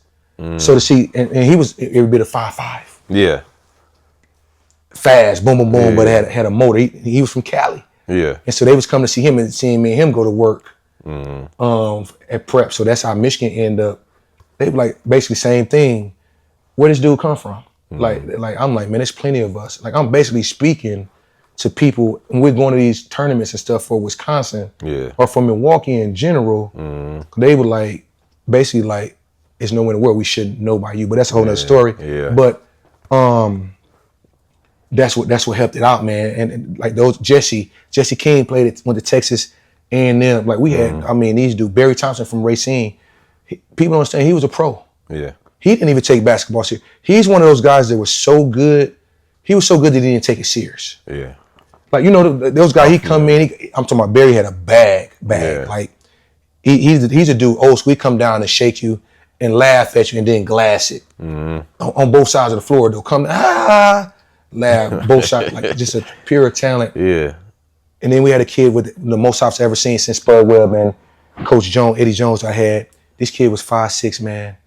It was the first one I seen like somebody put a pogo on his legs. Yeah. Like dude would just jump and wouldn't come down, dog. And everywhere we went, every tournament, every game, everybody would be like, man, he's a little skinny dude, like a pinky finger, dog.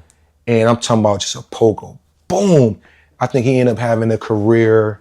I think he ended up going to South Carolina or something, if I'm not mistaken. But again, all those guys were good. So college and prep, that's how it was with the difference of it. Okay. So, man, you have that really good year, your freshman year at UWM. You coming back for your sophomore year, but then Bo Ryan go to Wisconsin, bro. Yeah. What's going through your minds? Is it like I'm going to go with him? I'm going to stick it out? So, man, this is funny. It's a funny question, man. A lot of people don't even know this. You know, me and Jose Winston are still, you know, all us, we're still like best friends. We're in each other's weddings, etc.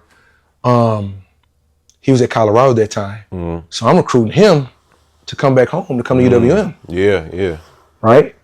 And so, you know, I'm working hard, to try to get him to come back. Cause I'm thinking like, now I'm thinking NBA. Now I'm finally taking basketball serious. Yeah. And I'm like, man, I got to get my people. Yeah. Somebody who know how to give me the ball, somebody I can really gel and vibe with. And we had a good team, don't get me wrong. Danny Weiss was good. Like, it was changing the program. The guys we had were program changers. And then I kind of came in as kind of like the phenom type guy. And it was enough to get him, Coach Ryan, out of here. So I had mixed feelings because I wanted to go.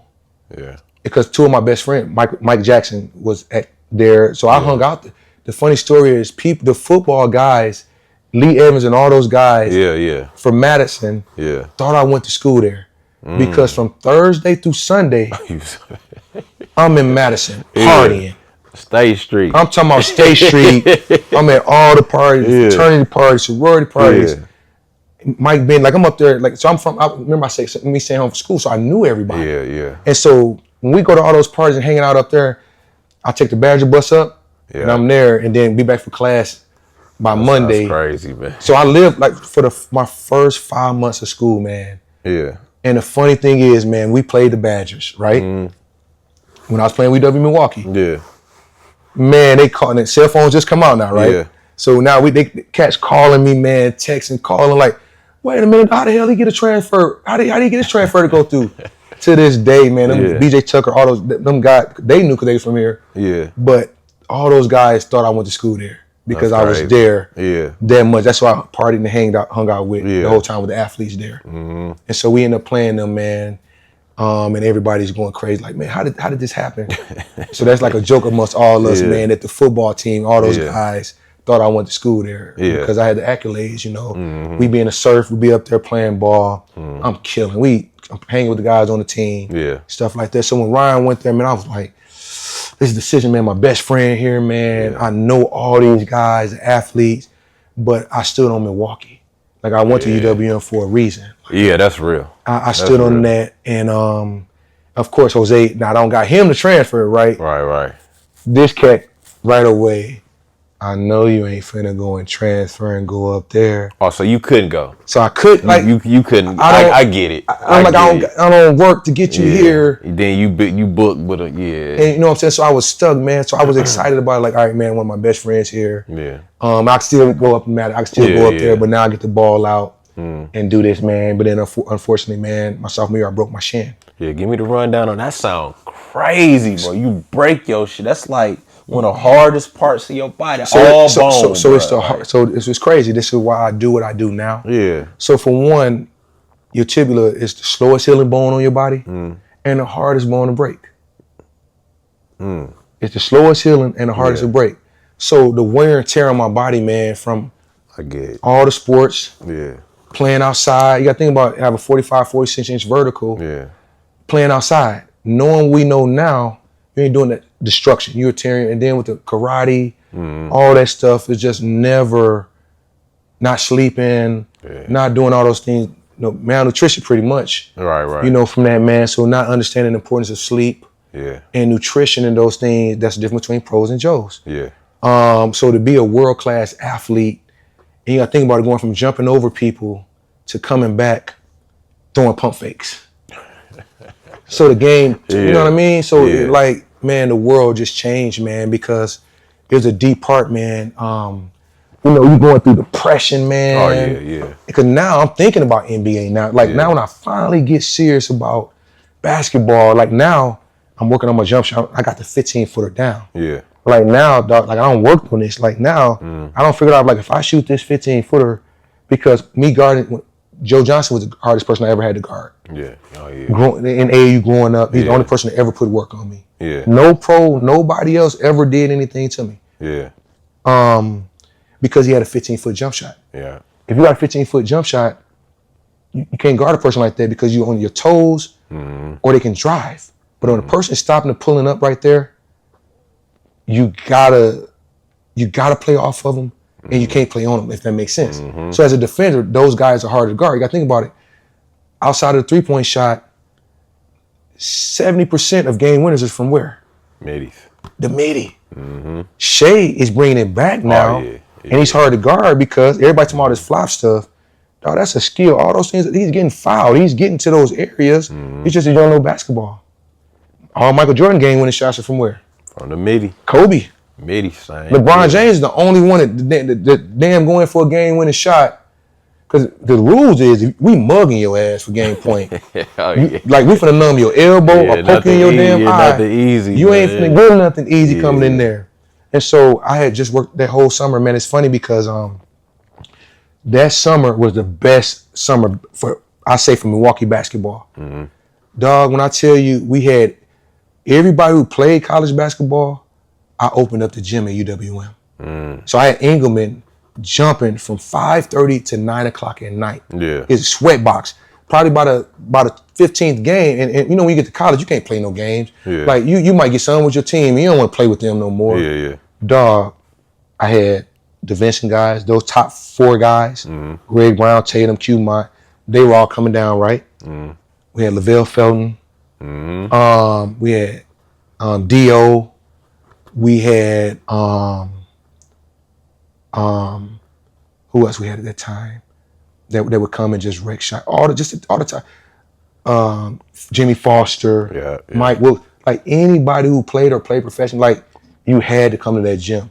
And man, when I tell you, dog, like Marquette, D-Wade was coming down. D-Wade was coming down. Yeah. And that's why I knew he was gonna be good. Like, because even when I guarded him then, in those open gyms, he murdered everybody. But I was one that was fast enough to recover. Yeah. Or do stuff. And he had 2 good moves then, but he willed his way. That's what people are saying. Those different levels of gear. He willed his way. He'll punk you. Oh yeah. Like if he smelled that blood, he going. Yeah. So he willed his way. So I knew it was then. But that I had rose, risen too. And it's funny because that summer the Bucks started inviting us down for veterans camp. To play. And I'll never forget, we were down there, man, we playing good. Rayford Austin, all those guys. Cause now we balling with the elite. Now remember, I'm telling them just start taking basketball serious. So we're at the Cousin Center and we're there, man, and we playing with them, man. It's the first time I seen, I don't know, a lot of people know this story. Tim Thomas and him got into it. They be getting into it because, of course, D from the Shy. Yeah. Prideful. Tim Thomas, I'm from New York. I'm from the East Coast. Yeah. Midwest thing, and they getting ready to fight. And I never forget because D-Wade didn't stand down. And Ray Allen's on the sideline and he's laughing. And I remember Tim Thomas saying, Ray, what the hell are you laughing at? And Ray saying, because these young boys hungry. He said, y'all don't remember like this how y'all was at their age? Like, they hungry, man. They got all this energy. They, they come in and they're getting after it. And so, man, we end up playing. And so me and D-Wade, we're playing and we talking shit. We like, dog, is this the NBA gonna be like this? Give me my money. Like, dog, we talking crazy, man. Like we just competitive. And we like, even me opened my eyes up like, damn. And Babcock, not Babcock, what's one of the coaches? Oh man, what's his name? Can't think of it. He was assistant. Terry Stotts. Oh yeah. Terry Stotts, yeah. So Terry Stotts kind of pulled to the side and like, hey, like we know about you, James. You got to work on that jump shot. Like, because athletic wise, I remember Darvin Ham was there. Yeah. I had actually dunked on Irvin Johnson. Like, and it was like a chip dunk. Yeah. But they tell you them NBA floors got extra bounce. Oh yeah, they do. Yeah. Dog, I'm talking about, dog. I feel like I couldn't come down. Like like when I dunked it, like you know how he fit, you know he like a dinosaur, he kind of crumbled over, and it was for game. Yeah. And so now I'm talking stuff like, this is what the NBA about? Give me my money. Like, you know, we just having fun. So now I'm like, okay, this mic can be a thing now. Yeah. So I got ultimate confidence now. Yeah. And so now, man, I'm talking about now, I'm a true NBA gym rat now. Yeah. So now I'm up running the hill at 6 and 5 in the morning, go to summer class, help work camp, shoot after camp, then play in the evening. And now I'm having some system. Like now I'm pulling up. I'm on the left side, shooting on the left side at the elbow, on the right side, shooting on the right. Like I'm working on this now. Yeah. And now I'm figuring out, I think I told you earlier, I'm getting more dunks now. Yeah. Because now, you know, people talk, oh, he can't shoot. I don't hit 2 in a row. And these games only the 7. They got to play you for that so now. Now you got to come up on me. Yeah. Because now you can play off me if you want to. And the people understand that people who can't shoot, especially me, I figured out, if you ain't going to guard me, you go sit in that paint, I'm going to go screen and get somebody open. So I'm going to get somebody open, and then I'm going to be even freer. You know what I'm saying? So doing that, so I'm taking the whole summer, and then we get, you know, Coach Pearl, of course. I don't even know the offense yet. So like we started and run the gun. This is what I want to do. Yeah. Anyway, so we bought in the Pearl right away. Like, we go press, we go run and done. If you see them first early games, I'm at the top of the press. Man, I've been to press you 3 times before you got over half court. Like I'm just basically run on the side of you, hassle. Helter Skelter, which Coach Pearl's team has always been. I didn't even know the offense yet. Like, because it was a whole totally new. We run the flex without the backside. Okay. On the other side over there. And so Coach Pearl has a playbook, man. It's 20 plays per up, down, cross. And I'm just learning them. But he understood basketball because per my level, I wasn't a scorer yet. But you couldn't take away from what I did. You couldn't keep me off the floor. Yeah. You know, because I'm rebounding, I'm talking on defense. You did too much. I did too much. Yeah. But in his eyes, he needs scores. He needs scores. Yeah. And so, but still, I still kept playing. I still kept getting better.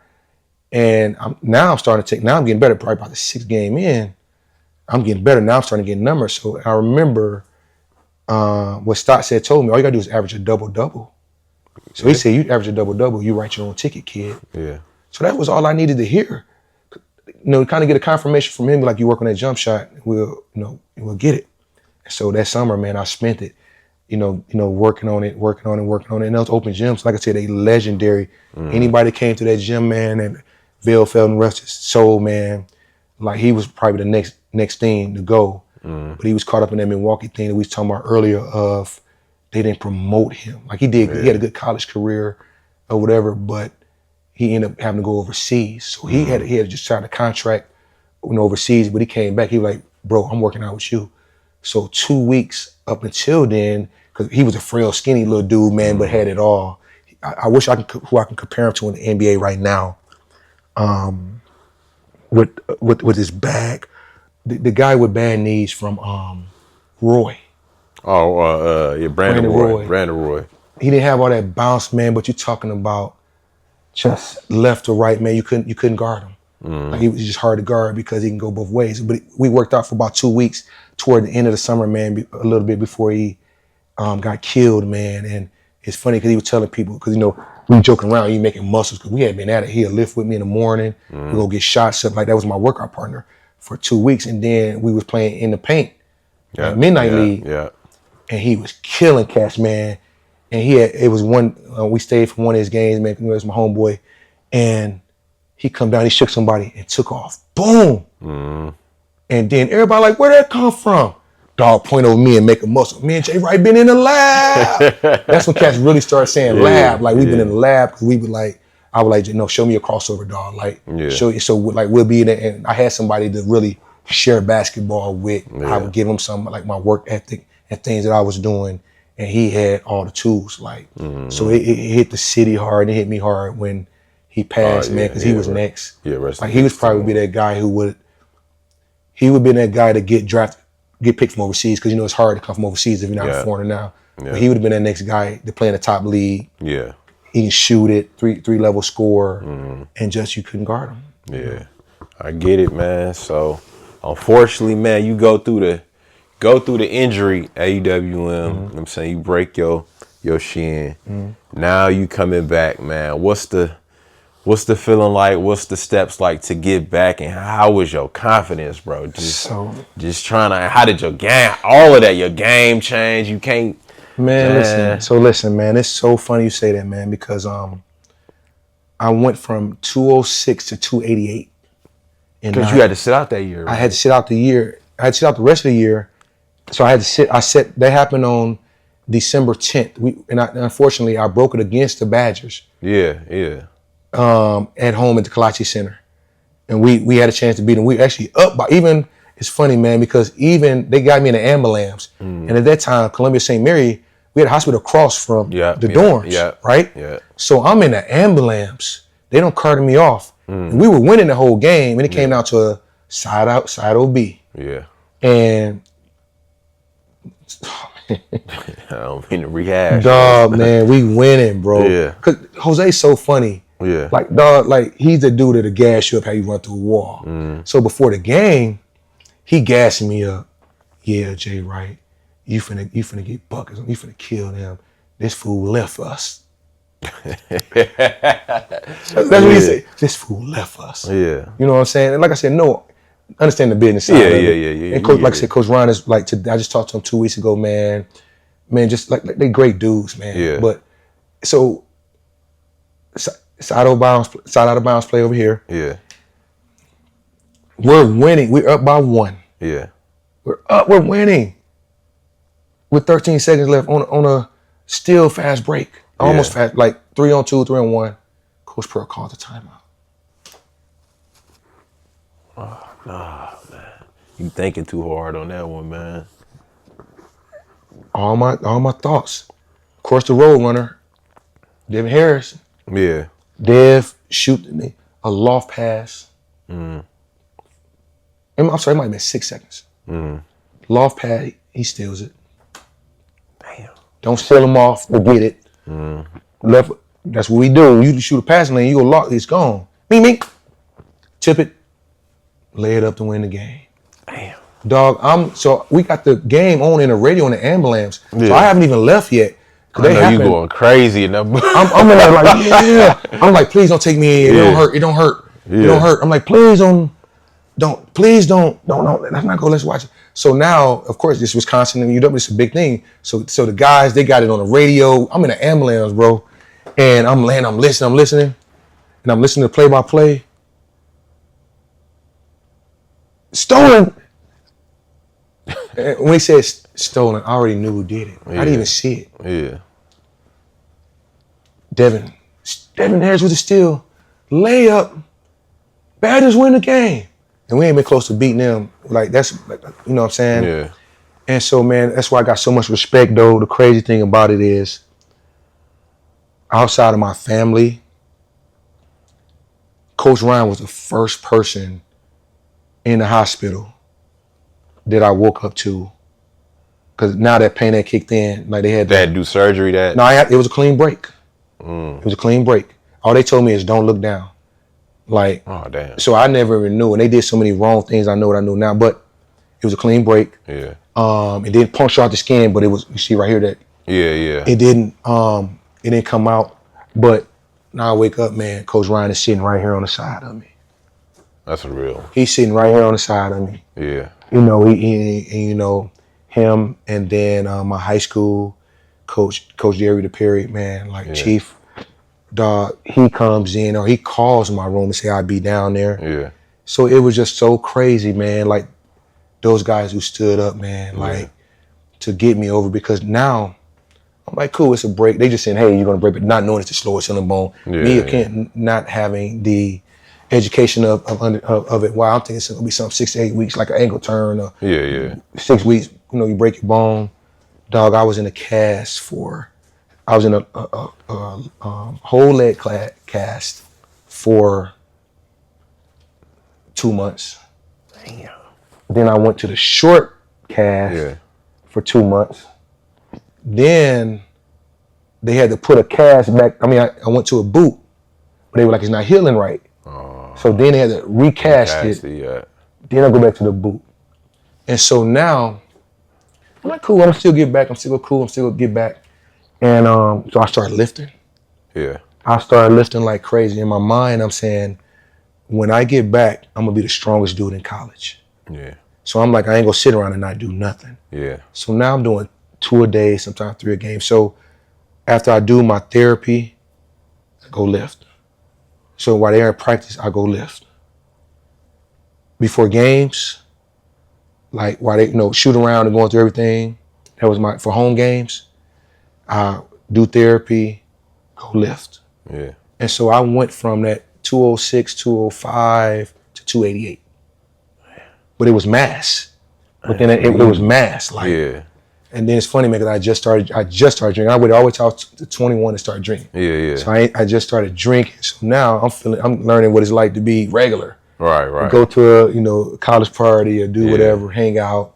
So I don't got the Milwaukee beer gut now. So I'm looking like I'm really walking around here looking like a strongman competition. Yeah, hold on, you JJ Watt type. I'm talking about, man, arms, shoulder, chest. Yeah. And I'm mad, man, because I should have got athlete, in college when they do who the top male athletes. Yeah. I should have got it when I came back. I had broke all of the records, like the T test, the 40. I had broke all that. Like when I came back, our trainer never said stop lifting. That muscle it's gonna be harder to get off. Yeah. And so that's the reason I end up having a red shirt the next year. Yeah. And I went on a track scholarship. I mean, I gave up my scholarship.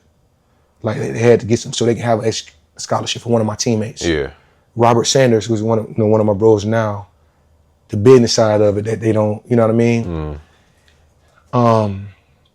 They kind of sold it to me like, yeah, we'll let you rehab with track to get back. They was hoping I didn't come back though. But they gave it to my teammate who they promised a scholarship that didn't get one. You know what I mean? Yeah. And so that's another reason what made that Sweet 16 thing so special of how brotherly we was. Yeah. And I used that to get back in shape.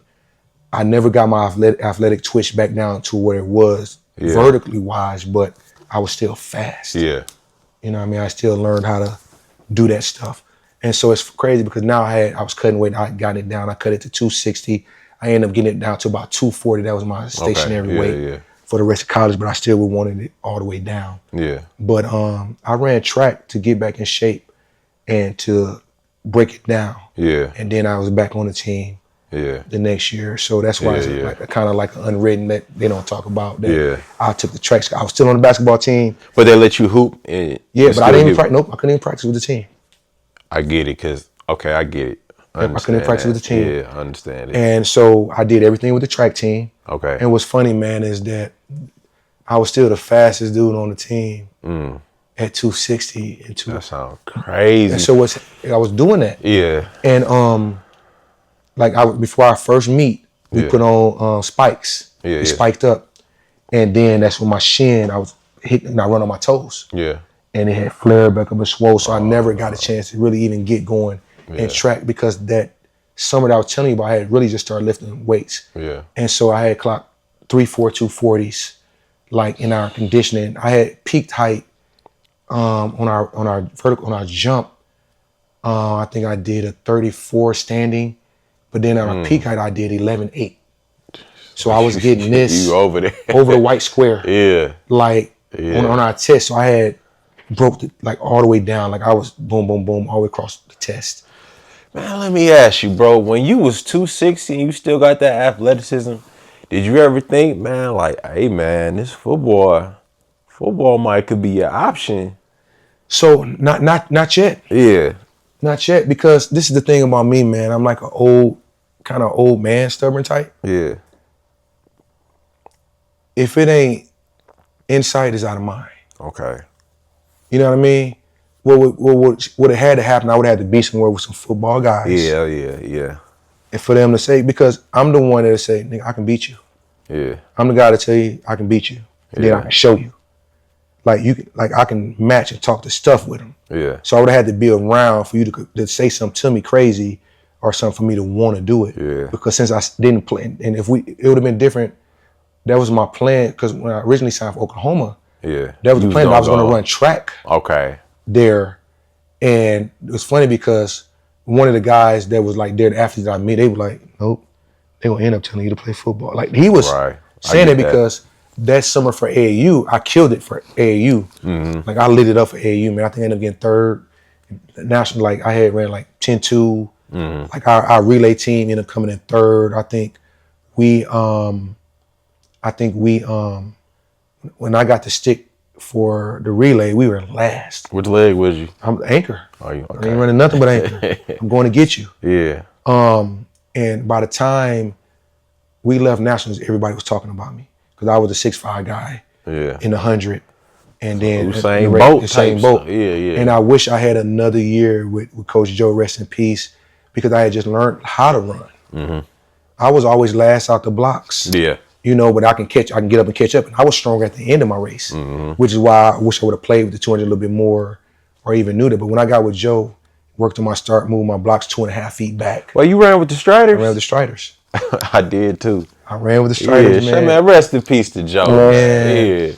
Man, me and Mike Bennett, man. Mike used to imitate Joe, man, and tickle his feet, man. You know, Joe never got the car. Because he was a bigger guy, Yeah, man, old power lifter, man. Yeah. And it was just cool, man, to be around those guys. But that summer, I was looking more for to track that year than even basketball. I get it. Because I had just started so I always had strong legs. Yeah. But now my upper body was kicking. Like, well, now I can control it even more. Yeah. I can turn it over and be strong on the finish. So when I was doing those 4.2, I ended up doing it like 4 times, and they were like, okay, we got to do electric, that's hand. So then I did the same thing on the electronic. And all I was thinking, like, dog, it's because I'm stronger now. Like, so I was looking forward to that more than anything. And think about Tyson Gay. Yeah. He won it that summer. Yeah. So, like, they were the ones that beat me, but I was like, dog, I'm like, your little ass, dog. Like I can't wait to see. Like, but that's in my mindset, dog. Because again, my pride, my Milwaukee pride. Yeah. And as an athlete, I can do. My body can do what my mind tells it to do. Bro, so you played for DTA and ran for the Striders at the same time. Yes. So that's now when my athletes be trying to, because I'm recruiting. I'm always recruiting basketball players. Yeah. That's to run track. And they all try to hit me, Coach, I got AAU. Yeah, that's what I'm saying. Now I got to talk to you even more now. I did it. You just got to overly communicate. I don't think people understand like how freaky that is. But first of all, that's the best of track, the best of basketball, and to do. Yeah. So you was really on some Deion Sanders type. I wish I knew again, man. But that's where, you know what, man. That's why I'm prideful on dads. Yeah, for I'm sure. prideful on as a father to my kids, because I know better, you do better. And that's why I love everything they're doing with LeBron, and they're showing them the blueprint of just being in your kid's life for one. For sure. But helping make those decisions. Those hard decisions, I'm going to have to sit down with little James and say, all right, son, this is, all right, let's weigh these options out. You're doing 2 things or 3 things, because what's funny is each sport helps the other sport. Yeah, that's true. These things which is what I tell my track athletes. I don't even make promises, but I promise you, if you give me these 3 months, you're going to have the best AAU season ever. Because everybody in AAU is doing the same thing. You play games, and then y'all might do some, some programs don't even run. Yeah. They roll it out there. Yeah. This twitch that you're working on, basketball players are good track athletes because you've been watching the clock since you started playing basketball. Oh, yeah. When you're running line drills, what are you doing? Watching that clock, you keeping that in mind. You keeping it in mind, but you're watching and making your body excel to beat the time. Yeah.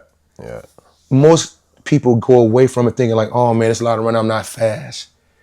It's about the flexibility, the heart rate, getting the endurance behind your twitch, teaching you how to hit those speeds and gears, getting endurance behind it. But also it's the stretching. It's all those things that the guys who play one sport the whole time, they have those injuries because they're not doable, because they don't do those things. You're not stretching. That's true. You're not doing the hip stuff. True. People are paying people to do that now, and you ain't really got to pay them. You just got to do this sport.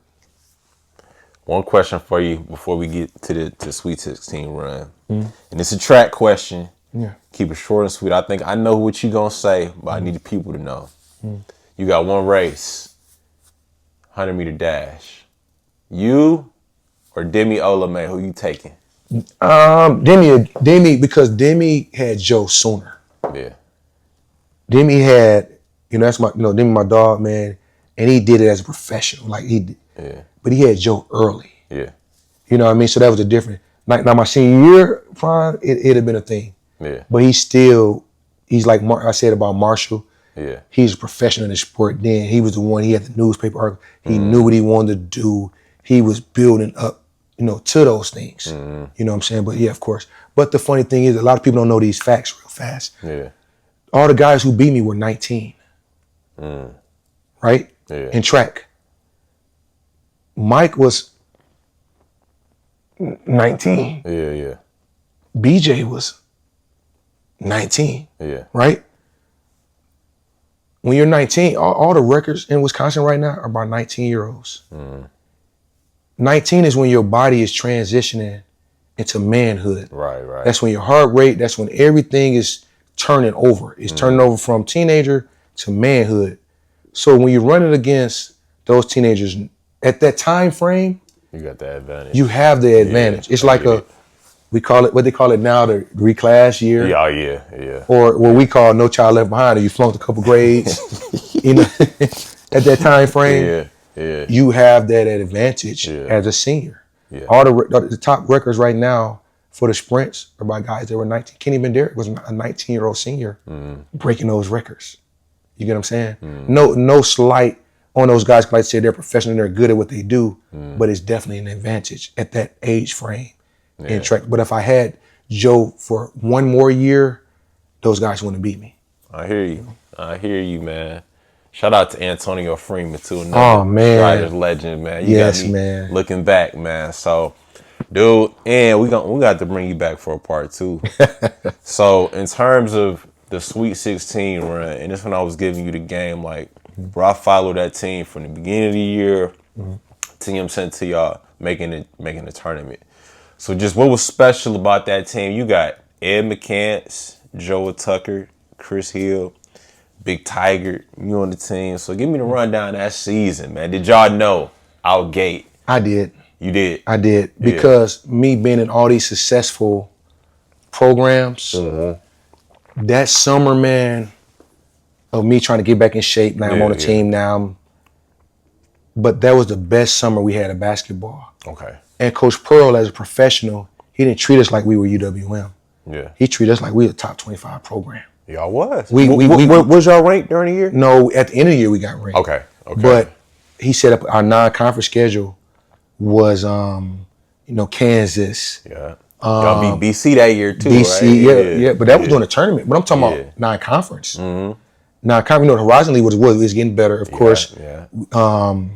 Loyola was good. UIC had a team, but Butler. Yeah. And so we had some teams that were on the verge, but we had conquered them during a year. Those guys were special because now they were they were transfers that went high major or could have played high major. And I remember that we had got into a squabble, a team, like, just as brothers do. Yeah. And I kind of spoke up. I said, look, man, if you think you're better than me, man, you'll be at that school. You'll be at Northwestern where you're supposed to be. Yeah. One thing that we all have in common is that we all got second chances. Right. Like, if you think you're better, then outwork me. But we're all here by design. Yeah. Like, we're all here. Like, you keep trying to live on you played at such and such, or you did this and that. Yeah. And I'm like, dog, but we're all at UWM. Yeah. Like, we're all here for a reason. So if you're that much better, you'll still be there, or you'll still be there. So I think kind of after that, we got through that little part of it, man. And guys just gelling, man. Like, I just remember, man, like, guys, everybody had summer classes, and just that summer work, man. You hear people say, and if you listen to that peculiar language, after every championship win, no matter the sport, if you hear when the person that they're interviewing, they say they want to thank God, right? They say they family, and then they'll say our summer. These are my brothers, or these are my sisters. What we went through this summer, we were battle tested for this today. That's in every sport. If you listen to what Jalen Brunson said, if you listen to it's all the same language. That's what all my Vincent teams were like. Yeah. UWM was like, even when I started coaching, my Vincent team, like that's a language that summer is what makes championships. Yeah. And everybody said, but everybody don't do it. Yeah. But to get 5 or 6 of your teammates, hey y'all, we going to the gym, we going to lift, we going to run, we going to hoop. That's special. It was special, man, because before we had those things in the summer, everybody got an excuse. Yeah. I got to go to my girlfriend's house. I got to do this. I got to work. Right. You get 3, and when it's time to hoop, it's 4 of y'all, that's what made me have that summer like that. I said, no, don't have my people. Y'all ain't gonna hoop. I'm gonna get people to come down and hoop.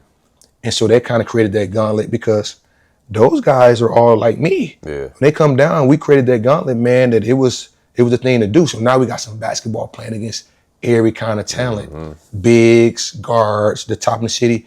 Greg Brown was down. It's to the point, man, I knew knew what he was. Yeah. Man, we almost had to change our schedule. Yeah. He had came down and disrupted it one day. He's killing one of my players, man. Yeah. Unfortunately, man, like to the where I get called in the office like I did it. Right. I'm like, he's disrespectful. I'm like, listen, man, I don't know what this person told you. Yeah. This dude ain't do nothing but play basketball. Right. He hit him for 5 straight. Stripped him. Yeah. And then hit the game winner. Yeah. And told him what he was gonna do. Yeah. Talking stuff to me, get somebody else out here. Yeah. I'm like, this dude in high school, man. All right. I'm talking about just couldn't guard him. Yeah. But he had that confidence, man. Mm-hmm. And all those teams that we had that were like that senior year going into that year, we show up for workouts, 12 dudes in there. That's what's up. 13 dudes in there. That's what's up. Then we'll leave from there, go eat, hoop, we'll go to class, do whatever we got going, and then the evening would be, that's when we have our runs, maybe Tuesday, Thursday, or Wednesday, Thursdays. George, everybody just coming down, man, because I'm still the plug at home. Yeah. Come hoop. That's what they wanted to do. And so now they help keep our numbers now. Mm-hmm. Now I'm holding my teammates accountable. Guess what? Boo Davis a gym rat. Mm-hmm. Jason McCoy a gym rat. And so now these dudes, like, it's to the point, man, guys start coming early to a pickup game to get up shots and get loose. Oh, yeah. Like, so I knew then, I said, oh, yeah, this is a thing now. Mm-hmm. And so as the season got and I seen our schedule, he put us against everybody. Like, we started flying charter. Mm-hmm. So it's not now, man. We them bus trips that we were going for 3 days on. Oh, yeah. A TV game. We were playing against Rage Iowa. We back at home. Mm-hmm. That's a 1 o'clock game. We back at home by 5 o'clock. Mm-hmm. So he treated us like a program, man. He held his salesman held the alumni, the boosters club, shit, because you went and then everybody wanted to be a part. Which made it a special run for us because he got the city involved. Like, people would write, like with Jose and myself being there, Joel being there, they had the prospective fans and brand of people that came with them. Mm-hmm. But then, so we got all that, and now it's like we were the team that people knew. Mm-hmm. Like, we were the college guys that were in the Boys and Girls Club at camps. Mm-hmm. We were the guys that showing up at AAU practices. No top guys were playing and we knew. And so now to get the community behind us made it, now we had fans. Like down at the not the Kalashi, but downtown at the Panther Arena, we filling that up. Mm-hmm. We got Popeye's chicken and biscuit. Mm-hmm. If we get 5 dunks, everybody get, if you got the ticket. What? Yeah. What? Yeah. Man, guys, I'm talking about the dorm, and we were guys that we advocated for ourselves. Mm. We would tell the dorm people in the dorm, "Hey, y'all coming to the game?" And like we were come to the game. Like we were still high fiving. It wasn't like we were the team, and you only seen the game. We in the dorms playing cards. We inviting people. We in the community. We doing community service. Like, since those guys they're from other schools. Like, my mom took them in. Like, Chris Hill mom dropped them off at 16. Yeah. And would like take care of my baby. Mm. Like, and he from Chicago, he like take care of my baby. And so anywhere the summertime, I'm taking our team through the city. We downtown at the clubs, we everywhere at the barber shops, like we hanging out. So we were visible. Yeah. And so when we got the ball, and man, people were like, they was close to us, so they would come into our games. The barbershop, the beauty salons, the food places we were eating at, people that were fans, like we had everybody coming out. So people understand the importance of fans. So now, if you come to see me, I want to put on a show. Like I want to entertain that. And so we figured that out. Jason McCoy from Houston, Texas, country boy, man. He a Southern boy. He want to go eat Southern food, man. Boo Davis want to do the same thing, Derek Huff. Like we just had a guys, man, that we just made it brotherly. Yeah. And that point where I was telling you that when you make it brotherly, when you make it to where I'm thinking about the person left and right of me, I'm not thinking about myself. That's what they all have in common. Yeah. And that's what makes that New York Knicks team so special. Yeah. Because for one, that kid, he had his brothers around him, but for two, he took a pay cut so they can have money for his brother. Yeah. That's what doesn't happen in the pros. That's facts. You get what I'm saying? That's facts. And now I know how to get the best out of you, my brother. I know how to push your button, but guess what? I don't want to let you down. And so that takes it off for you, that unselfishness. And it can go along, but that's what we had, man, that we were gelling, at a different level.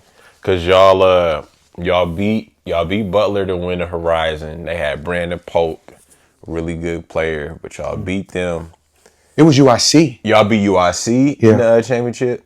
Okay, y'all beat UIC. And now, bro, give us the run. What seed was y'all that year? 12. Y'all was 12 seeds, so y'all basically slated to take an L. So give me the run on that tournament, man. Y'all first game. Man, this is so funny, man. I'll let Joy tell you if you get him on, man. The first game, we in the mix. We know we just balling. Yeah. We had confidence. We wasn't everybody. It was surprising to everybody else, wasn't surprising to us. Right. BC, again, me, man. I don't care about no numbers. You just give me a number or something. Yeah. It's gonna be a thing. Yeah. But they had went on a run. Right? Yeah, they did. And I come in the game, right? I subbed in the game. And Joy Tucker started laughing. And Dudley said, man, what the hell you laughing at? We busting y'all ass. JT said, the big homie in the game now. Yeah. Boom, boom, boom. Box out. Boom, boom, boom, boom, boom. Going like a 13-2 run. Yeah. But now, we going. Yeah. Like, we know we can play with them. They just had, across the board, they had everything. Like, you know what I'm saying? They had height.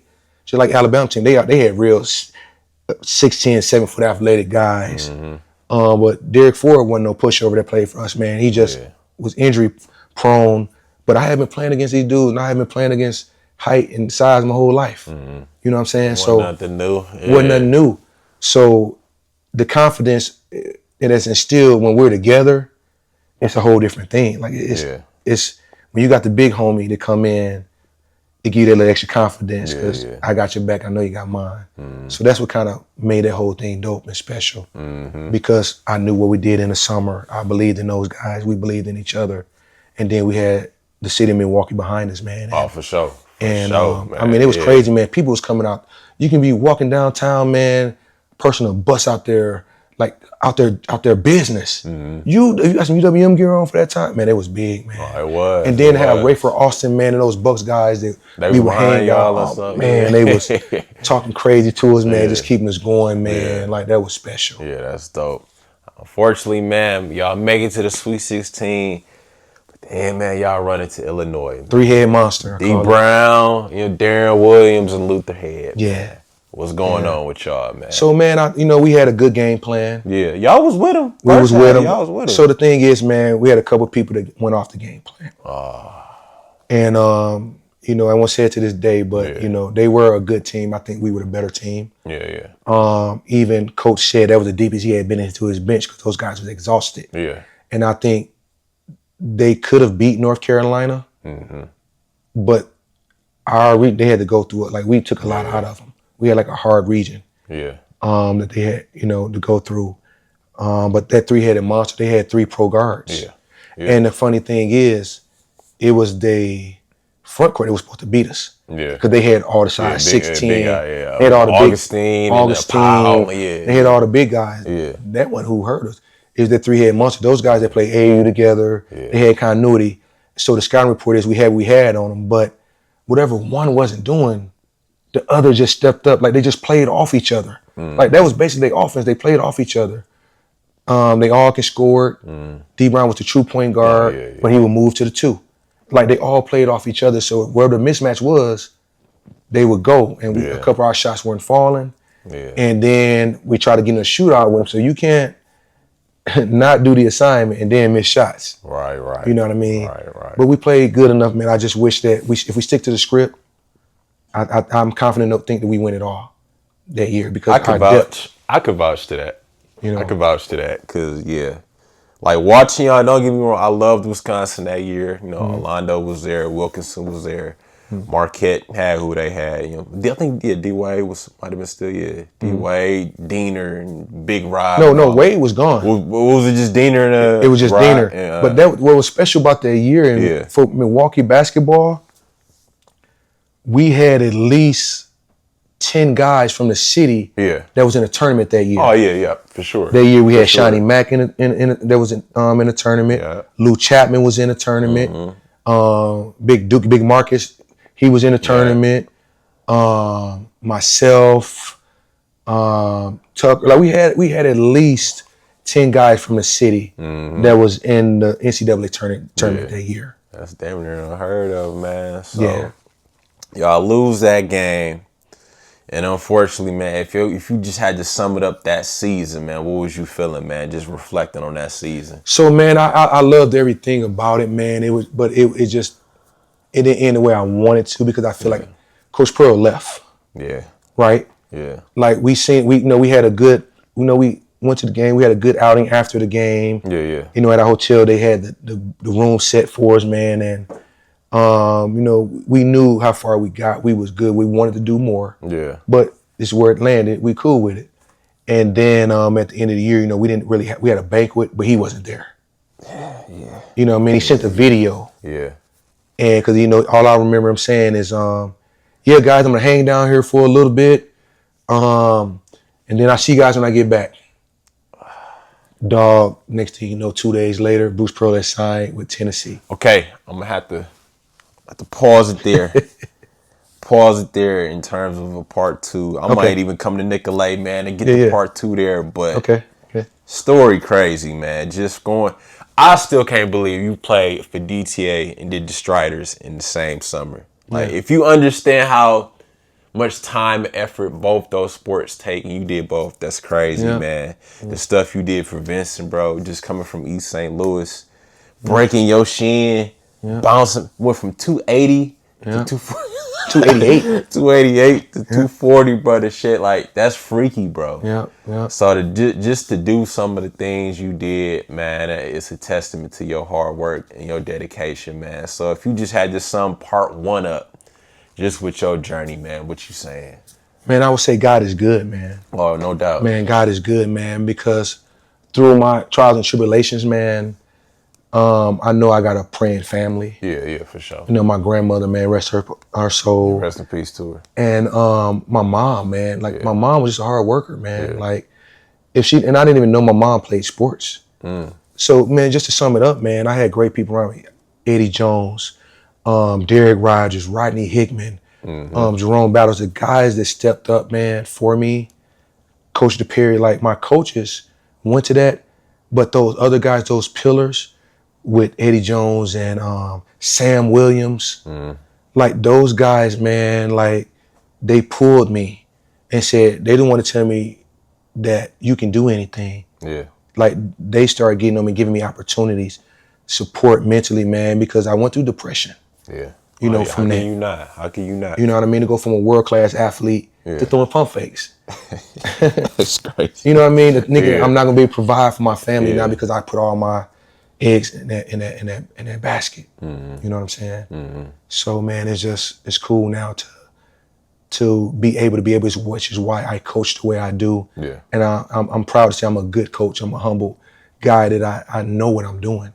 To break an athlete down, to build them up, break them down and build them back up mentally and physically. And then not only that, man, like Father's Day this year made me feel special because a lot of my athletes that I've coached, I've sent a lot of girls and guys Division I for track and basketball. Yeah. But for them to give me my flowers, man, like, look, dude, thank you. because they're all in leadership positions now. So able to plant those seeds. Now I'm able to be a gardener, I call it now. Yeah. I can plant seeds and watch them grow. I can nurture it and understand it, which is why Nicolay get to work with I get to work with Nia. Like I'm always pushing her now. Yeah. Get to get these kids that don't have the balance. I want them to be a balanced athlete and also to utilize all your options because you can do anything you put your mind to. And just to have that in my philosophy and be able to do it, part one, that's what make it all special because I'm using all these things to my coaching career now. Well, man, I gotta say thank you again. You coming down here telling your story, man. Looking forward to part 2. And Nia, he gonna stay on you. Man. He gonna stay on you, but man, she destined for greatness if she put her mind to it, man. But again, man, that's Cut Talk. We're gonna have this probably out either tomorrow or Saturday. But my man to be the first one to peep it. But again, man, thank you, brother. Yeah, man. Thank you to my dad for being the in-between, man. And that's Cut Talk, man. Y'all stay tuned. Appreciate you.